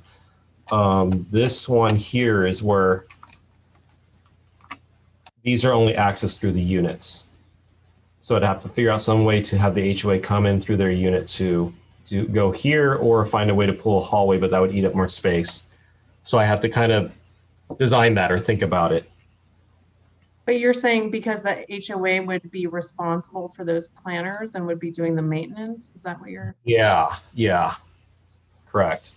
Because they could maintain the other plants above in the upper floors, but this one I don't think that's going to work because of the access only from the backyard, from the back of the unit. I have a question related to the view you're showing and kind of the same issue of the plants on that lower deck. Could I interject, Chair Ostrowski? Sure. Oh, see the frame that you have over the parking or the egress for the parking, the access aisle? Is there a reason that that balcony or kind of, like you said, rear yard doesn't extend to the depth of that frame? Seems We like extended forward, but we were trying to keep this plain so that it wouldn't be like an oversight into the neighbor's yard. I see. So when we did that study, we decided to stop here. And one related thought was that the deeper you were to go there, you could add more plants. So the plants could mitigate that overhang or that balcony projection by filling it with a larger planter. Then you could have access. It would add a nice kind of buffer too between the two spaces. And then since I'm on a roll here, my other question was related to this view was the solar. I think it's excellent. I saw it in some of the write-ups. Any reason it isn't maximized across the whole west-facing roof? When we worked with the solar company, they said that this was enough panels to power the whole building. So this is what we went for. We could put more. Yeah, double check that. I'm studying solar myself, and I do get that too many, then you lose it to the power grid, but make sure, if it's sized properly, that makes sense. Thank you. So back to your statements about the HOA. So you mentioned that these planter boxes the residents could use for a garden, a vegetable garden or whatnot. So if they do that, then it seems like it would be kind of on them. If it was managed by the HOA, then the HOA would be planting some kind of consistent type of material there. So which one is it? Stefan, do we have a requirement here Like what Gordon's trying to get at is that if you're seeing these 3 rows of planter boxes on a screen, the upper 2 are easily accessed by their management group, right? And the lowest run is only accessible through the unit, so that might be more challenging to be accessed because they need to make special arrangements to get into the unit backyards, effectively traversing through units. It's not generally uncommon, because sometimes you have to maintain outer walls in a community. You have to have it painted. You need to switch out light bulbs, whatever, right? Sometimes a community will maintain exterior improvements of a building if there's damage, and so they need to have that access. But to pick up on a point made by Commissioner Rivlin, although this project has strived to achieve consistency to the extent feasible with the Winchester Boulevard Master Plan, which is where you're kind of getting that angled slope line, the commission could, on that lowest run, the lower, have that some landscaping added to almost where that area is that's open, like framed in. Yep, I see that. And remove the planter boxes that you're seeing on the individual unit backyard, so that effectively then that area could be the maintained landscaping by the apartment community. And then you achieve even more or equal amount of landscaping or an alternative landscaping design that way. You would be kind of encroaching in that plane, but you wouldn't necessarily be extending out the Gordon's description of like a backyard, so that you wouldn't necessarily incur the same privacy implication. But yeah, you'd have maybe plants which would grow up and fill in that little area. How service crews would access it, your guess may be as good as mine. Possibly we could arrange like maybe it would be served by a ladder, or maybe there'd be very, very low intensity plants that would almost seldom need to be serviced in that area. Or you could also, we have had some projects which you may be surprised to know that have landscaping like that are actually silk plants and have actually come across very successfully. Examples at the new parking garage at 675 Creekside Way. They ended up installing silk plants up an upper area, and they were required to maintain them. And they, at a distance, it's difficult to tell.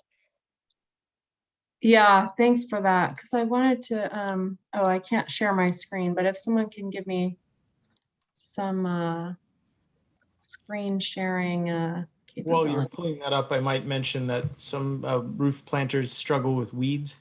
So you'll probably still need a limited ability to service it. Maybe it's a special stair or a secondary kind of access pathway within the planter itself. I think there was enough depth there to provide a small guideway for serviceability. Sorry, go ahead, Thanks. Chair. Can you guys see this?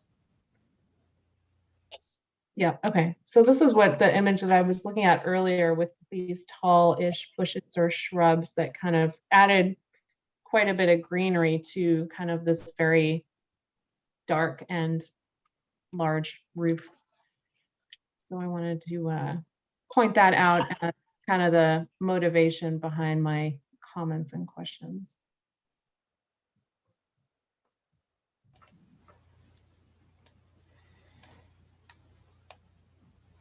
Other questions for the applicant? Yeah, I think Commissioner Bookbinder, you had your hand up. Yes. Out of curiosity, I see that you're eligible for a number of density bonuses. Why did you elect not to use them? What was the question? I'm sorry, could you repeat the question? I can't really hear you. Oh, sorry. You're eligible for a number of density bonuses. Why did you elect not to use them? Oh, the density bonus. We tried a couple other, we had about 3 or 4 different massing studies, and one of the biggest issues was probably the parking, and then also the daylight playing to the residents behind us. And that was probably the most successful way to put this project into this block. So if we were to up the density, the roof line would come up substantially. Okay, that makes sense. That was the well.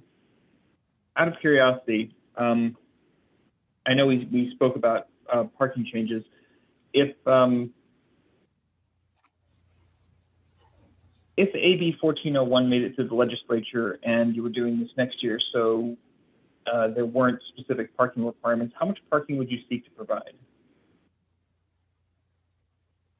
Do you remember the parking land?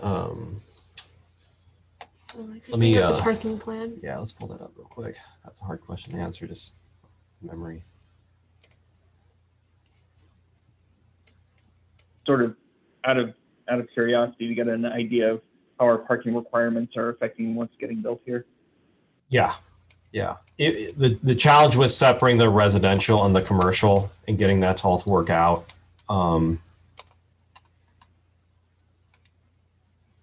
And while Gordon's pulling that up, I can offer that for the residential component of the project, it is following the state density bonus law transit oriented standard, which is the most, it's not a city standard per se. It is codified through our density bonus ordinance, but they are pretty much abiding by the most permissive parking standard that the state currently provides, not projecting out to future ABs or SBs that may come in the future, but at 0.5 parking spaces per bedroom.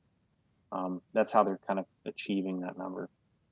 So when I look at our parking analysis table, we're required for residential, we're required 14, we're providing 18.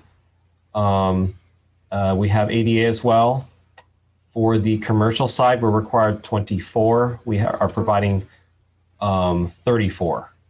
So we're above the required amount for parking currently. Right. Not in terms of requirements. I mean, if there were not requirements, what would you seek to provide? In my opinion, I would provide less parking and more commercial space if that was possible. Because one thing that's eating up that first floor, which is very valuable space, is the parking. But because of the standard and the requirements of having EV, ADA, clean air vehicles, there's like multiple requirements. It inflated the parking to this amount, so it shrunk the commercial units. In terms of the project, like one of the hardest things is to make the requirements while making the building efficient. For example, like all the landscaping, I would love to provide more greenscape whatsoever on the higher parts of the building. But then at our last meeting, I was explaining that if we start putting plants on second floor, third floor, being able to water the plants and maintain it may not be feasible physically or financially. So in the 3D spin through, Jenny put down plants where we really thought they would be feasible, and then we had vines crawl up and make it to the upper floors. That would be feasible, but to have plants up on the second floor to walk up there for the HOA may not be very feasible at all. They will most likely just stop maintaining them at some point because no one's going to want to climb up to that area to do it. Thank you for explaining that. Is it possible to include like an irrigation system during construction of this that would supply water and a timer? You're talking about like on the upper levels to put an irrigation system together? Right. That's what I mean, is that might be the most difficult part to maintain, because if it's based upon a community, right, or an HOA, and it starts to leak and we have water damage coming from the irrigation, if it damages one unit, it could damage multiple because they're all joined together, and that's where the danger comes. So putting things in boxes and just having them hand watered versus a system that could continuously leak or have an issue, that's where the hesitancy comes. So for example, like other buildings that I've worked on where they have these giant roof gardens, they have a giant encapsulated system with different layers of screens, meshes, waterproofing, and then drainage. Whereas this one, we do not. We're not going to be able to pull that off because of this isn't a building that is of that scale where we can put together like a roof garden and have that kind of budget for maintenance and all those parts. Okay, so they would have to be hand watered. And water them, yeah. Yeah, and what I'm noticing is a lot of ADUs and junior ADUs, the most common requests that I'm getting in my office, and we have done about 50 ADUs, is always a vegetable garden. Every single person is constantly asking, I want to plant my own vegetables because it's good. It's good. It's COVID. It's safe. There's so many reasons, and these herb gardens are just sprouting up. They have these self-maintained herb gardens. They're great. Whether you need like tomatoes or mint for your mojitos, there are lots of reasons to have a little vegetable garden. I have 3 of them at my properties and 1 in my house, and I don't have to buy any herbs to make pesto pasta. It really does work, and so people are asking me all the time. Yeah. So is that kind of what you're thinking then? You could construct the boxes and then they would be self-watered by the residents themselves. Correct. It's up to them what they want to do with it, and it's a perk that people really like. Got it. Okay. And then in that first floor area that you were talking about, where it's the backyard, I didn't see any fences between those quote unquote yard units. How is that? Is that how it's going to remain? Is it kind of meant to be semi-private, semi-communal, or? We hadn't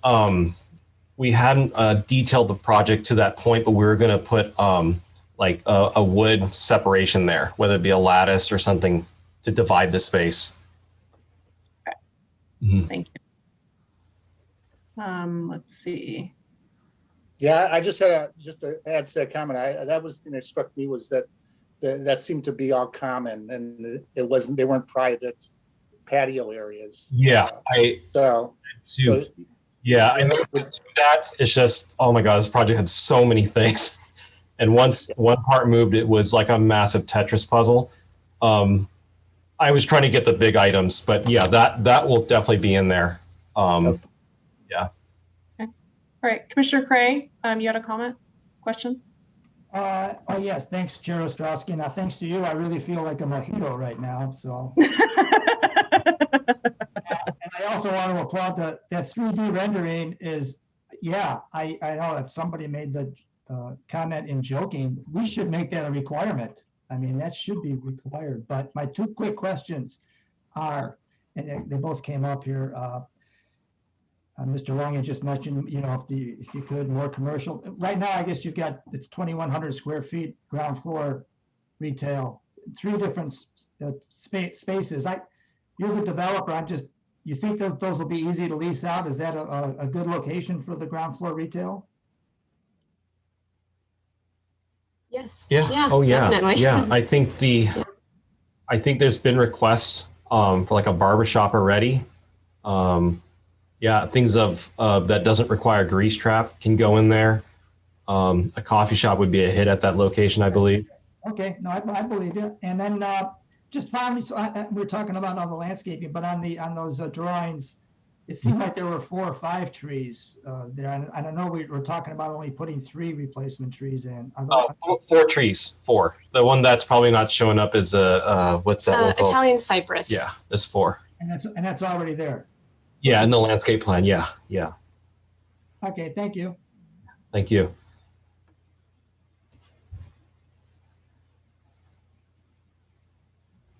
If I could bring up one other question, if this is outside of scope, let me know. But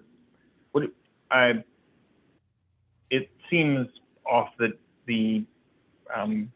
that 2 of the balconies are accessible from the outside, and the last one isn't. Is it possible to extend that floor, or I guess extend the building out wide enough to,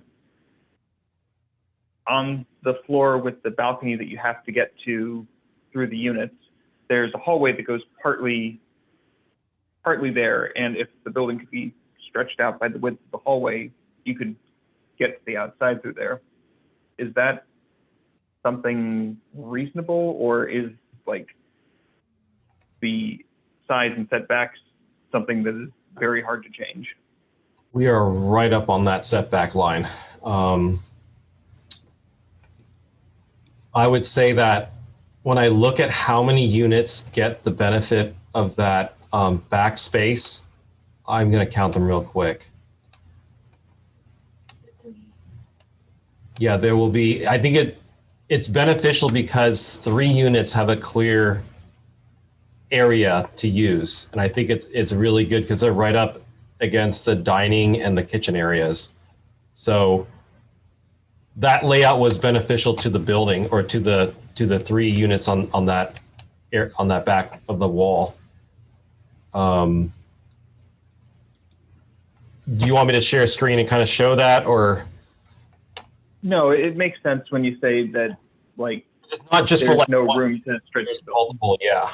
Well, if I may jump in here a little bit, as far as the setback standard is concerned, there really isn't one. So if there was a necessary change to be made, they could bring that wall closer, say to the north property line, or make even adjustments to the floor plan of those units. One of those units is one of our BMR units. So they could reduce the size of one of those units or remove a bedroom or something to kind of accommodate a hallway. And then that unit could be, those units in the backyards or walkways would be consistent with the upper level units. But that would be. I'd be hesitant to have them remove living space for that. Yeah. Yeah, and I would caution the same. But I'm sorry, I cut you off. You're saying that there aren't really setback requirements? Yeah, so this particular project is attempted to model itself off of the development standards of the Winchester Boulevard Master Plan. So it's attempted to achieve consistency with that to the extent feasible. So, but that's been purely based on guidance from staff to try to be, the Winchester Plan in many respects was designed recognizing you have these adjacencies between mixed use sites and single family to the rear. So we felt it most appropriate to try to achieve the same for this particular development site, although it was outside the boundaries of the Winchester Plan. But as far as getting in proximity to, say, where you were describing, Commissioner Buckbinder, was widening the building to the north to kind of have it extend that hallway and have it shoot down in between the units, there wouldn't be a setback conflict in that location. On the other hand, I take it if any of these changes were to be made, that this would have to come back around. Not necessarily. Again, a change like that could be made. You'd be enlarging the project, and you'd only be making a minor change to single floor. It would be up to the commission to decide whether or not they would be willing to condition such a change on the project. So you'd be amending one of the conditions of approval in the plan development permit to request a modification to the second floor to widen the hallway. And then having that ideal, and then that would be a condition on the project, and we'd either be to the satisfaction of the community development director, or we could maybe work with the applicant to have that revised so that we'd have it ready for the council upon the review. I'm not sure So what would be the benefit of widening it, since we said that these were really going to be kind of garden boxes? Like I'm looking at it real quick, and I don't think the setbacks, it's right on the standard setbacks that we were using, but I think it would also affect the utility easement and the view of that corner if we were to widen it. So I don't think that it would work out too well. Oh, that's fair. And that's a good observation. There are utility lines which run along the north property line, which you could potentially conflict with. And there was like a view triangle from Friarway to South Winchester. So we were trying to chamfer the building to not have a view blockage there. So I think that would actually make it worse by widening the building. So can I ask a question just to clarify on the difference between the top 2 levels and the bottom level? Those are all on the back of each unit. Those are on the back of units, right? And so on the top 2 levels, you have a public access. You have basically access from the staircase to those top 2 units where everybody can go. But on the bottom, there isn't. And I guess my question, if I got that correctly, is that unusual to have that kind of thing where some have that kind of back balcony access versus others not? Yes, that's quite common. Yes. Okay. And just for the sake of egress, what we try to do is we try to put 2 stairs at either sides of the building so that no one can get trapped. But we also want the shortest means of egress to get out. So when somebody leaves their unit, they should be able to get to the stair quite quickly. Now, if I bring it to the further back area of the building, then they're going to have to walk around the building. It's just not an efficient means of egress.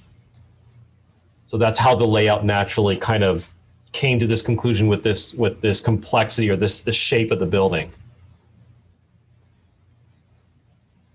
Yeah, it's a tongue twister of a building. I've been pulling my hair over it for 2 years, you know.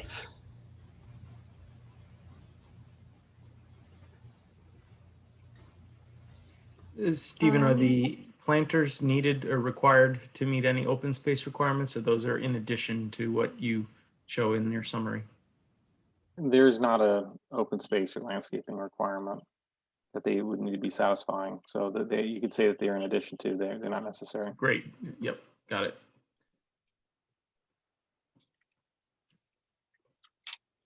Okay. Let's see. Any other questions for the applicant? Yes. Other than the mojito recipe, of course. I have one final question. Oh, now it's escaping me. Oh, how does the trash work in this? Everyone walks down the stairs to the trash room. Is that the procedure? So we have 2 sets of stairs, and we also have an elevator. And there's 2 separate. One is for the residents, and one is for the commercial. And we've located closest to the Friarway entrance. After talking to the trash company, they thought that that'd be the easiest access. And yeah, we removed 1 parking to put the trash enclosure there, as suggested by the architect from the SARC review. So it's kind of good as stair number 2 is very close to the residential trash. So I'm sure the people staying there will have an efficient way to get the trash out with barely coming outside the building. Okay, thank you. Yeah, I do have another question or two. From those back balconies or whatever you want to call them, the sight line, can they look into the neighbor, that west neighbor's backyard? If they were to go all the way to the edge and lean towards it, they could look into the yard. It would be an effort on their part, but okay. The way we put it, it's got a pretty good amount of distance. When I look at it, it's about 28 feet from the fence at 6 feet high. So it's not an easy look in. And that's why we. All right. I just have a question about getting the input from neighbors. It's like you got 2 out of 4. You know, it's like to be honest, I was like, oh, gee, it would have been nice to. There's 2 neighbors across the street, and then a couple neighbors on that side, and I would have liked to have seen more input from those immediately affected neighbors. But I'm assuming you made a fairly good effort. They called me, yeah, and I've talked to them at their door, and I think, I'm not sure, Stefan, you heard a few of the concerns, but yeah, we talked to them several times. Okay. Yeah, I can also offer that the city has actually noticed this project now 3 times, once with the original application receipt, once in advance of the Site and Architecture Review Committee meeting, and then once in advance of tonight's meeting. I had actually also tried to solicit feedback from these neighbors directly. I think I even knocked on the door of the unit immediately to the rear to kind of talk about those privacy implications. It is, I can't say it's comparable to, say, the distance of a typical 2nd-story balcony on a single-family home, because you do have multiple units here. But in terms of, if you think about a typical, when you do have a balcony on the back of a new 2-story home, this is 20. Well, Gordon, I think you were saying it's 28 feet away, something like that. City's standards is 20 feet for most R16 lots, so single-family lots like this. Those existing homes. And you're doing plantings, right, that are gonna along that wall, right? Yeah, correct. The plants will definitely buffer that as well. Yeah, and we did a sightline level study. It's on sheet A015 of that exact area, that back balcony, to make sure that we put a respectable distance that would work. Also, the visibility plan is on A015, so we made sure that when the residents of Friarway drive out, our building won't disturb their viewing, or when the people using this building drive out of the driveway, that everyone can see each other as well. All the ins and outs of the project vehicularly were looked at. Great.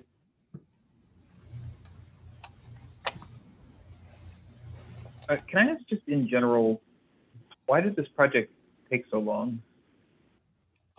It was first a live work project, and then that was not recommended at the time. And then from there, it went to a large residential project with a courtyard in the middle. But the neighboring house, to the scale of the massing of that, was not really a positive feedback. So this was I think this is actually the fourth attempt to create this project, because the third one was to make this roof configuration all residential, but then we were told that the bottom floor needed to be part of the Winchester master plan to match.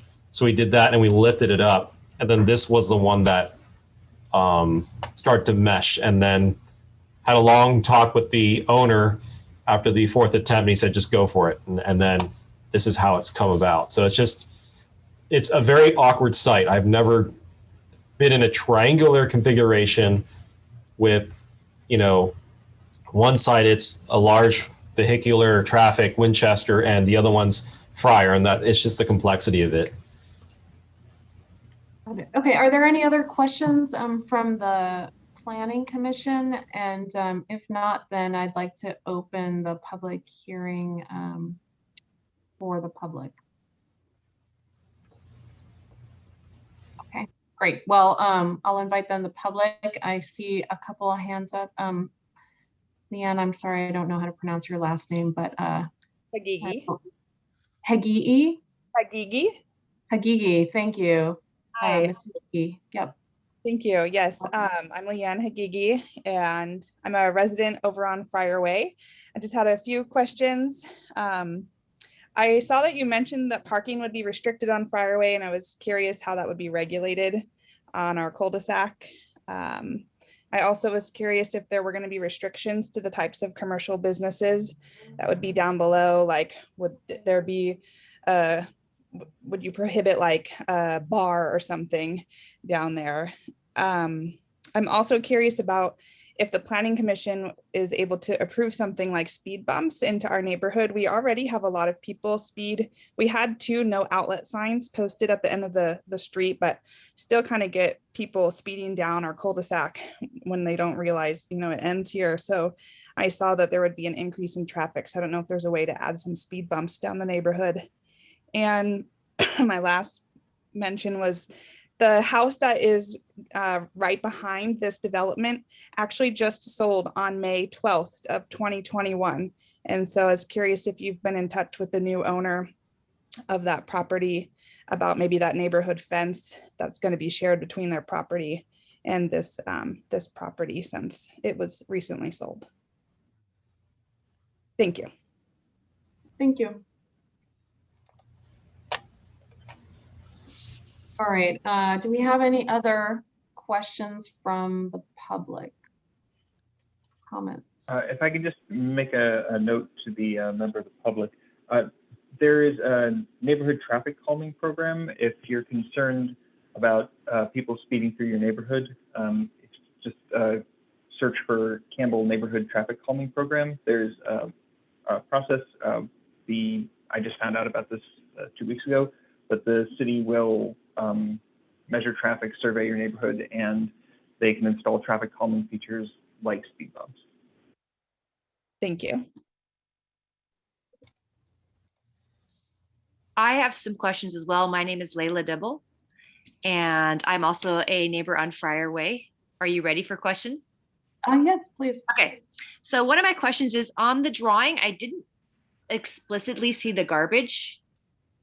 And I'm assuming it's that little covered area that's on Friar on the corner there.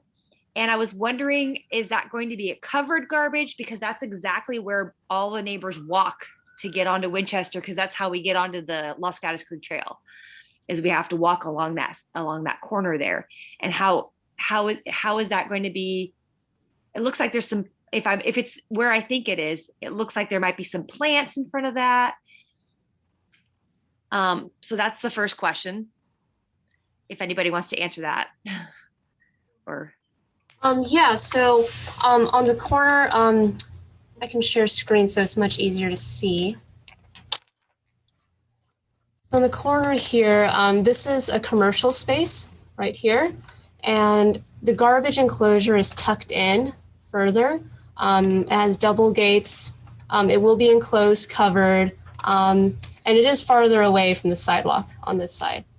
Thank you. That explains why I couldn't see it. So I appreciate that. By the way, I wanted to thank Gordon and his wife, because I think they did take a lot of time and consideration in this development. I appreciate that.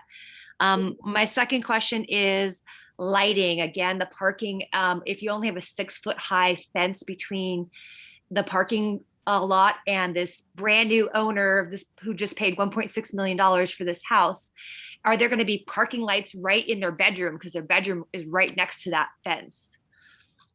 Right, so we had a photometrics done. All lighting will be pointed downwards. So of course we don't want that going into anyone's, sight line. So we did do photometrics to make sure that, it's safe. And again, it's not pointed into anyone's property. Well, it's only going to be 1-foot candle, and the light that's adjacent to that fence is coming from a bollard, so it's only going to be like 36 inches high. So it will not go over it won't be able to go over the fence. Okay, that's a great answer. Yeah, we're sensitive to that, the neighboring house of what we're designing. I also wanted to thank you for making this. It looks like you made the sidewalks a little wider, and for taking the view triangle into consideration, because that was one of our big concerns. I know Leanne asked about how will you restrict parking? Is there a way to make it like permit parking on Friar Way, or is that what you're considering? But what we're you go ahead. And if I may, real quickly, Chair Ostrowski, after you've taken comments and questions from the public, if you'd like to defer any of these questions to staff, I'd be happy to jump in, address where we'd be limiting parking, addressing the use restriction question about bars. I think they'd come up, and the lighting, that would be great, and other Stephen. questions that come up. I appreciate that. Can I defer the parking question to staff? Because I know what I'm going to do on the site, but yeah, that question I think is, yeah. Yep. Okay. Great. Okay. So I have more questions if no one's going to answer that. I'm not sure. Well, I think we're going to then close the public hearing, and then Stephen can answer those. Oh, okay. So let me send my other questions. The traffic study you did, when was that done? What month and year? So that traffic study was done, I think 2019. So before COVID? I believe so, correct. Okay. And then the other question is they recommended making the median longer, extending the median that's on Winchester, correct? Mm-hmm. And right now, I'm assuming you're talking about the median for the traffic that's coming off of Santa Moss, Camden, and coming on that off ramp that's coming from higher up. Is that the median you're talking about? Because I've seen a lot of people try to flip a UE right there, and I think that's probably what they're talking about.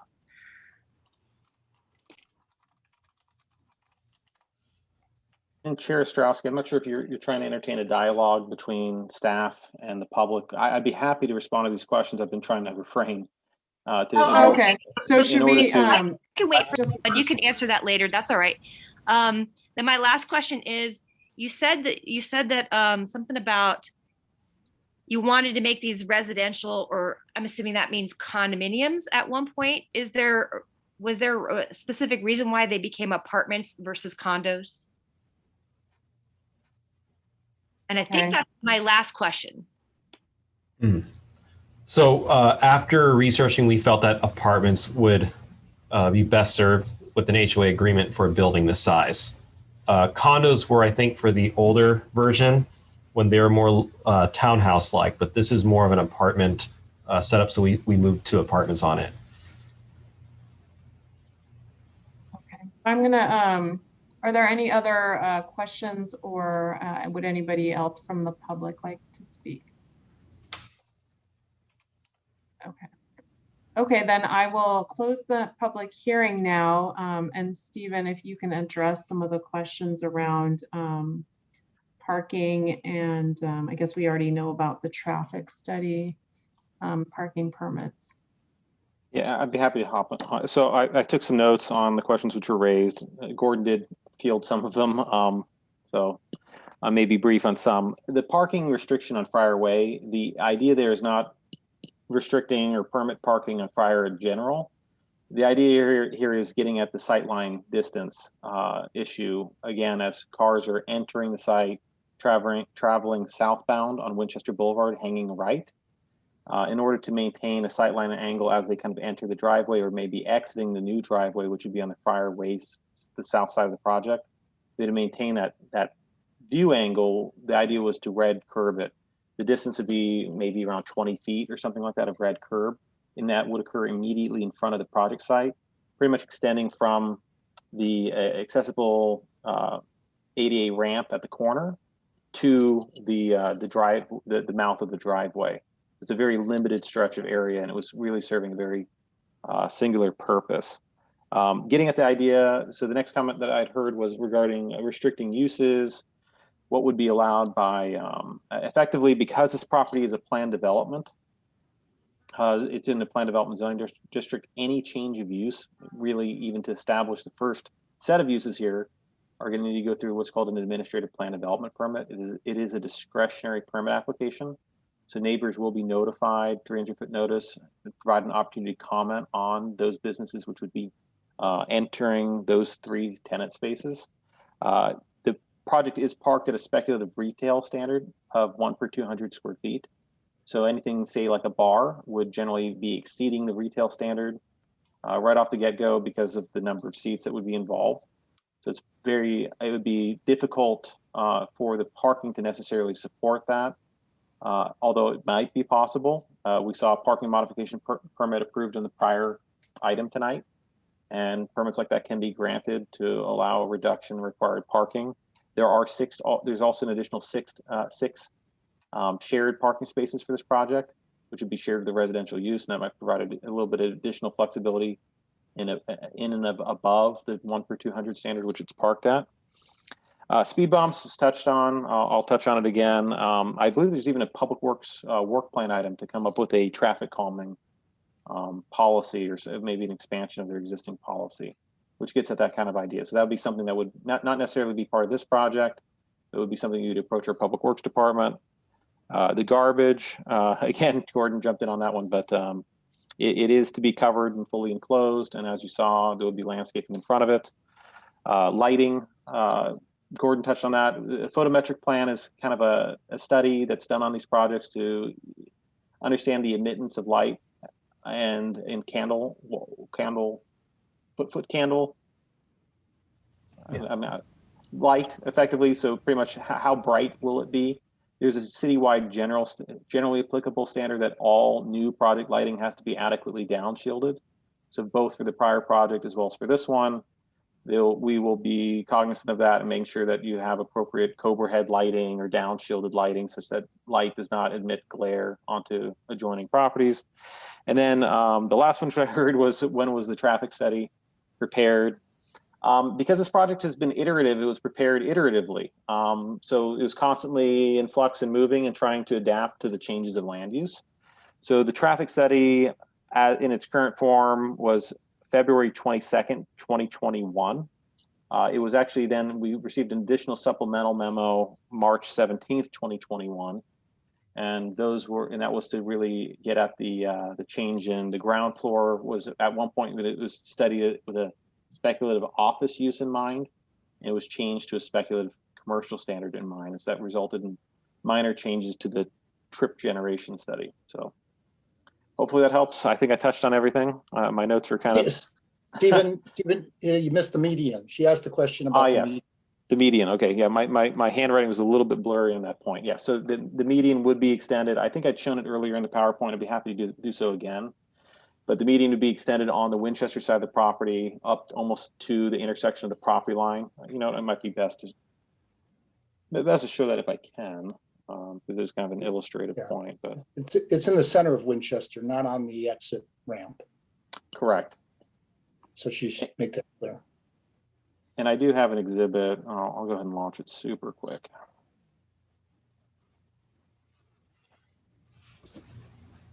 There we go. We don't currently have a median in the middle of Winchester there. It's really small. Hopefully I'm picturing this here correct. You're able to see the area that we're talking about. So this is Winchester in front of the project site. So there is this little, I can't say it, it's kind of like a concrete curb. I don't know if median is, I mean, that's the technical term for it. But this little concrete curb length would be extended up through the edge of the project site, almost to the intersection of this property line, in fact. So, and the idea of extending this up north to that intersection is to deter cars from crossing this and trying to hook a left-hand turn lane to get into the project site. So hopefully that helps.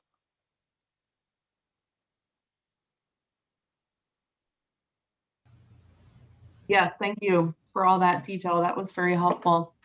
Thanks for jumping in there, Stephen. Okay, so we've had a number of questions and we've heard from the public. So now I'd like to close the public hearing and open it up to the commission for discussion. Who would like to kick us off?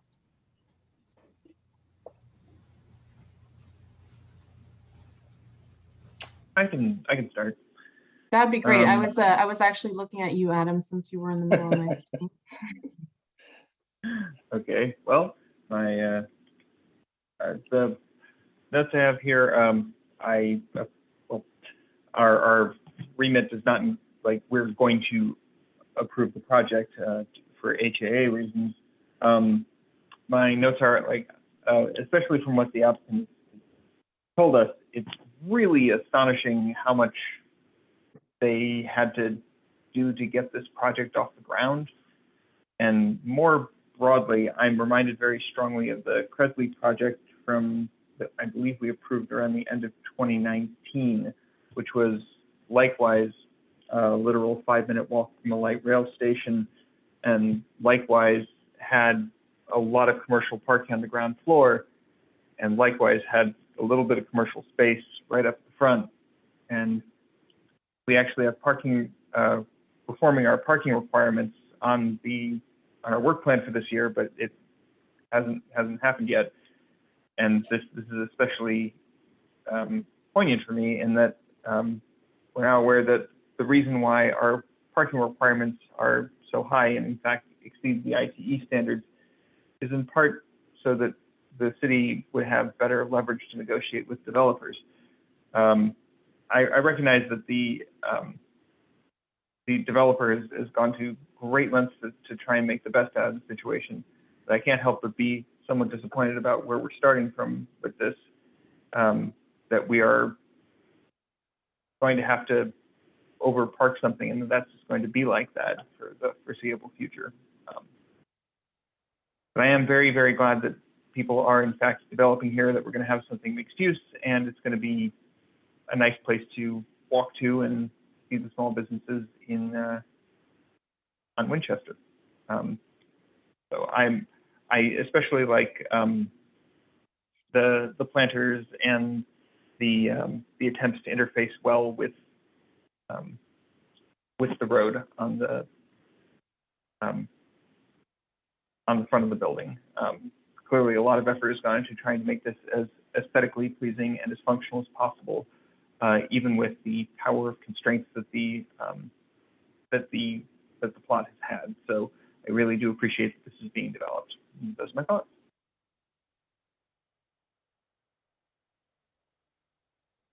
I'll jump in and just say that, yeah, I think a lot of work on this project, and a lot of work on the staff report, et cetera. I know it's been a 2+ year process, and it is too bad. I like the project. I think it's very imaginative the way they did it. I do think from anybody, from in front, from on Winchester, walking or driving right in front of Winchester, I think that looks great. I think coming, driving north or walking north on Winchester, from that angle, I think it looks good. I guess I'm not positive walking or driving south on Winchester, how that wall exactly looks and that long slanting line, but I think it's fine. I like the way that I think it was, looking at the impact on the neighborhood right there, and terracing it up and putting in, a little bit of planters, et cetera, et cetera. The trash is fine. If the ground floor retail works, I think that's always better, and that would, help make Winchester more of a walking street like we want it to be, and like it is becoming further south there on Winchester. And I like the drawings and the staff report, the comparison to Merrill Garden and the other project. I think it fits in. This project does fit in, and I think there was a lot of work done with it. And the parking issue, that's a whole nother kettle of fish. But generally in favor. I'm glad to hear about the. I wasn't sure about the undergrounding and the utilities, and that's good. It's all pretty much a plus there. And tough site, so I can see why it would take a little extra work, but I think it was worth it. And I'm glad to see the architect and respond to all the many points. And the final point is, and it was made by the outside architect, about how right now with what's in that area, 4 stories, pretty big building for a small site. It's going to stand out, and it is going to look a little different, that's for sure. But I think in general, Campbell, San Jose, California, we're got to get vertical. We're going to get vertical, and this was a good way to do it. So generally in favor. Thanks. Thank you. I guess I can make a couple comments. When I first saw this listed, I was thinking, 4-story building, and I looked at the location and the residential area, a satellite photo of it. I was going to put a 4-story building there, so and then it's going to have commercial. So I'm not convinced about the commercial aspect, but far be it for me to.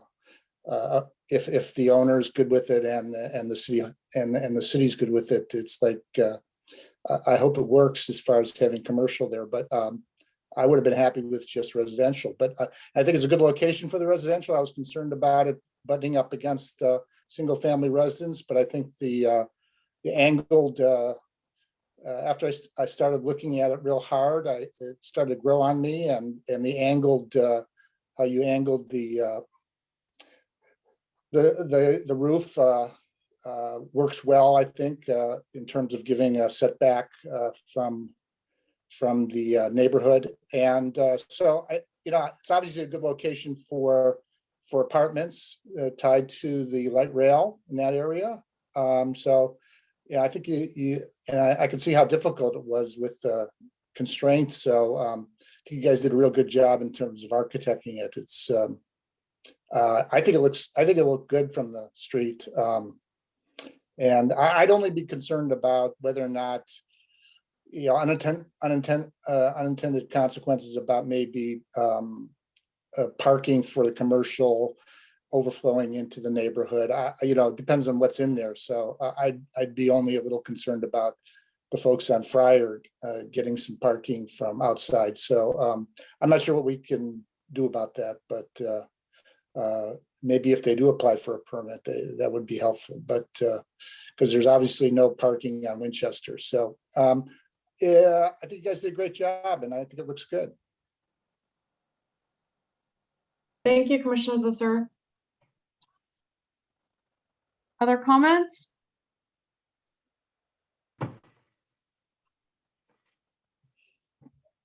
Okay, well, maybe I'll just something weigh in here. I think I've forgotten to, sorry, something I've forgotten to mention. I may have missed this, but I hope we'll have bike parking. Because you have bike I lanes think there on is some bike Winchester. parking. I saw some of those U-shaped. There is bike parking in front of the, almost a cool. One of the tenant spaces on the Winchester side of the project. Thank you, Thanks. much appreciated. Yeah, so I just wanted to add, I also, to reiterate what I said earlier, the 3-dimensional rendering, being able to move around the building really helped. I think all of us understand what a nice job the architects did to fit the building on that unusually shaped lot, and really respect the neighbors, their privacy and their sight lines. I like the ground floor commercial. I think it makes it, it kind of expands that walking area on Winchester, and it's going to provide some small business opportunities that the neighbors there and the residents will be able to enjoy and leverage. I was happy to see that the trees that are being removed, while they're protected trees because of size, they're not protected species. So I think that's really wonderful. And the parking is well done, and the size of the units I think will definitely create some diversity, and there's lots of demand now for all kinds of different size units, whether bigger or smaller. So that adds flexibility in terms of what Campbell has to offer to its residents. So I'm very supportive, and want to thank the architects for the nice job that they did. So if there are any other comments, or maybe somebody would like to make a motion.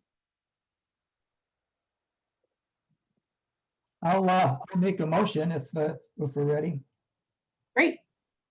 I'll just go with the staff. I don't think we have any special requests here. So I'll make a motion, 4-part motion, that the Planning Commission adopt the resolution reference attachment 1, recommending that the City Council approve a planned development permit, and adopt the resolution reference attachment 2, recommending the City Council approve a tentative parcel map, and adopt the resolution reference attachment 3, recommending that the City Council approve a tree removal permit, and 4, adopt the resolution reference attachment 4, recommending the City Council approve a variance for property located at 2575 and 2585 South Winchester Boulevard in the PD Planned Development Zoning District.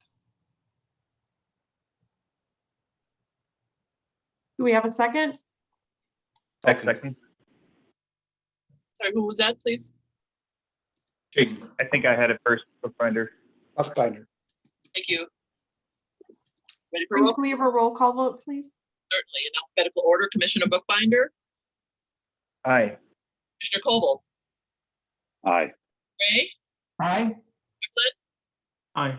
Lister, Aye. Vice Chair Ching, Aye. Carol Ostrowski, Aye. 7-0.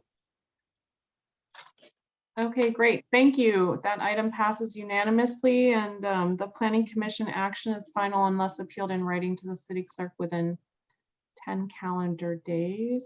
And as a correction on that, this item will actually be heard by the City Council at its meeting of,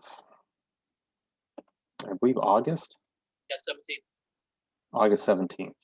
Oh, we made it. Oh, that's my birthday. Huh. There you go. All right, thank you. Congratulations. So I guess you have plans for your birthday now. Yeah. Big dinner. All right, so and then Director Eastwood, do you have anything to report to the commission this evening? Well, I hate to be the one to stand between you and enjoying the rest of your evening. Just one or two quick things, and then I'll be open for any questions. Again, thanks for the welcome. Congrats on getting through these 2 items. I'm still adjusting to this is week 3 for me. 3 kind of quick things, but of course open to respond to any questions. One is, and I highlighted this last Tuesday at City Council, we had a strategic discussion on how to complete the general plan update process. That's been in process for 5 years, and strategically how to bring that forward, and combined with how to complete the housing element, which is mandated to get updated and certified to meet housing requirements by the end of next year.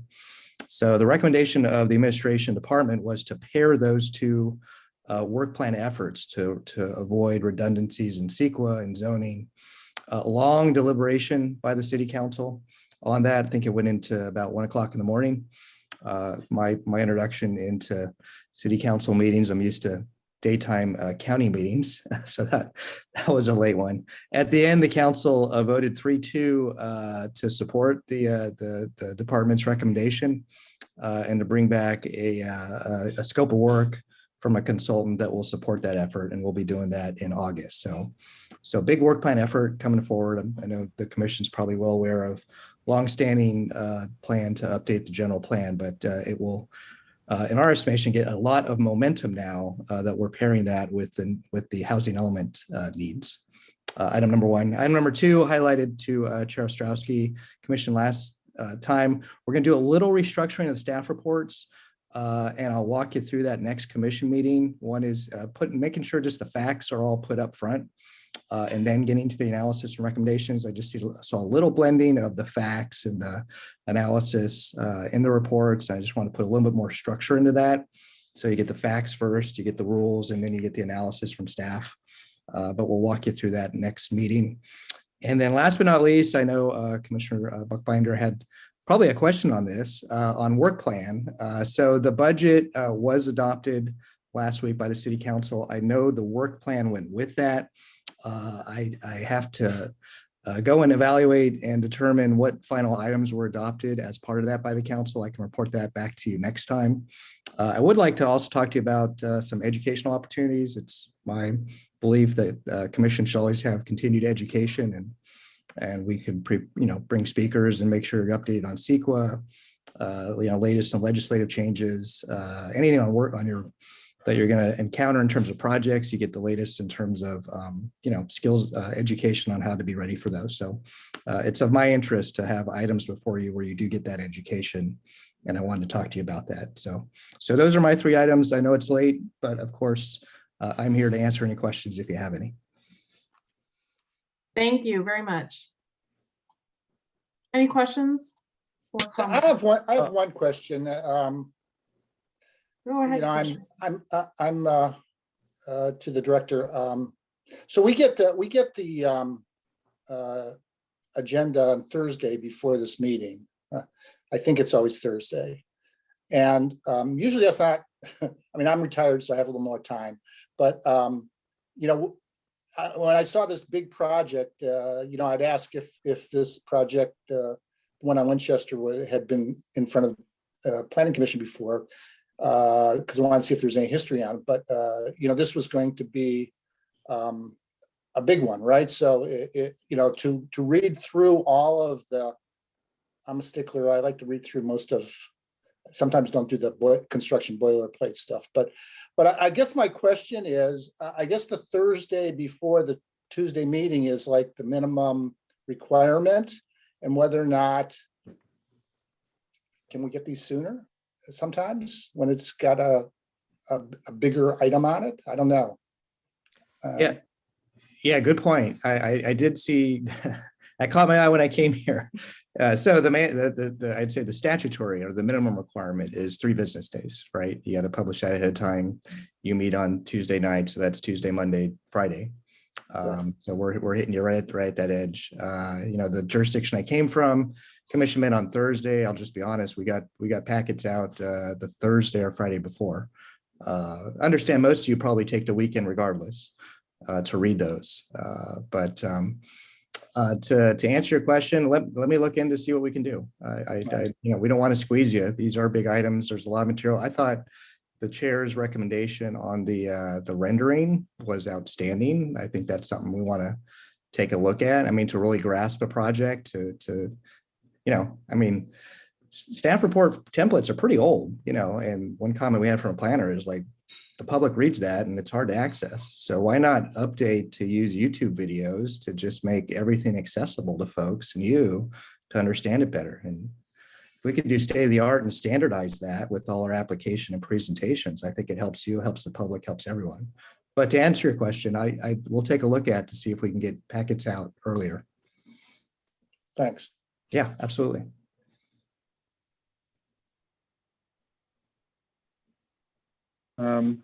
One more specific question. Okay, so on the tentative schedule for the housing element update, I believe the first planning commission meeting was going to be the 8th of this month, but because the city council didn't get bids back and so forth, that's delayed. Do you have a tentative date when it's expected to come before us, or is it just as soon as the city council can get a consultant? Yeah, we'd have to wait until we have a consultant contract approved, and then we'd revise the schedule. I've been working closely with Stephen. He's been looking at schedules left and right. It's going to be a squeeze to get everything done. So anyways, to answer your question, we'll have to have an updated schedule, and it would be predicated upon that updated scope being approved by the council, getting the consultant on board, and then off to the races. And we'll give you a schedule that comes out of that. Thank you. All right. Well, with that, thanks everybody for. If there's no other questions for our director, I'd like to request to agendize discussion of an amendment to our zoning code. Specifically, I'd like to move to agendize discussion of adding an ambulatory surgery center classification, land use and parking classification. Just the reasoning being that it shouldn't be a discretionary process that involves the same rigmarole that the applicant today went through. It seems like a straightforward enough change. Well, I hear what you're saying. Why don't we do this? If you could, I'm coming on board. I've actually observed a lot of code update needs myself, and we're trying to develop a strategic plan around that. I guess my thought is this: is to do small changes in a vacuum. It's probably not the best thing. Is to look at things a bit more holistically. And I know on our work plan, and before the council, again, I need to verify adopted a work plan of potential code amendments. And so I'd say, why don't you give us a month to come back and take a look at that? And if there's a more strategic approach on how we can do code updates to address a few key things in tandem, it might be better. My fear is just, hey, this project came up. Here's a small problem. Go address that. Hey, this project came up. Here's a small problem. Go address. We're sort of chasing our tail. It's better to do this a bit more strategically. So that's the recommendation. If you can put that in, put that in the back of your head, and we'll check back in a month. I also have made a list of these kinds of problems that I've seen over the last 2 years, and I'd be happy to email that to you. I'd be happy to receive it. Thanks. Okay, so I'll withdraw that, and we'll check back in a month. Sounds good. Thank you. All right. Well, thanks everybody. This was a great meeting. Lots of great ideas came out of it for future considerations for the director and the city council. So thanks everybody for all your time and thoughtfulness. And this concludes our June 22nd meeting of the Planning Commission. I wish you all a good night and see you in a couple of weeks. Thanks. Thank you. Take care, everyone. Bye-bye.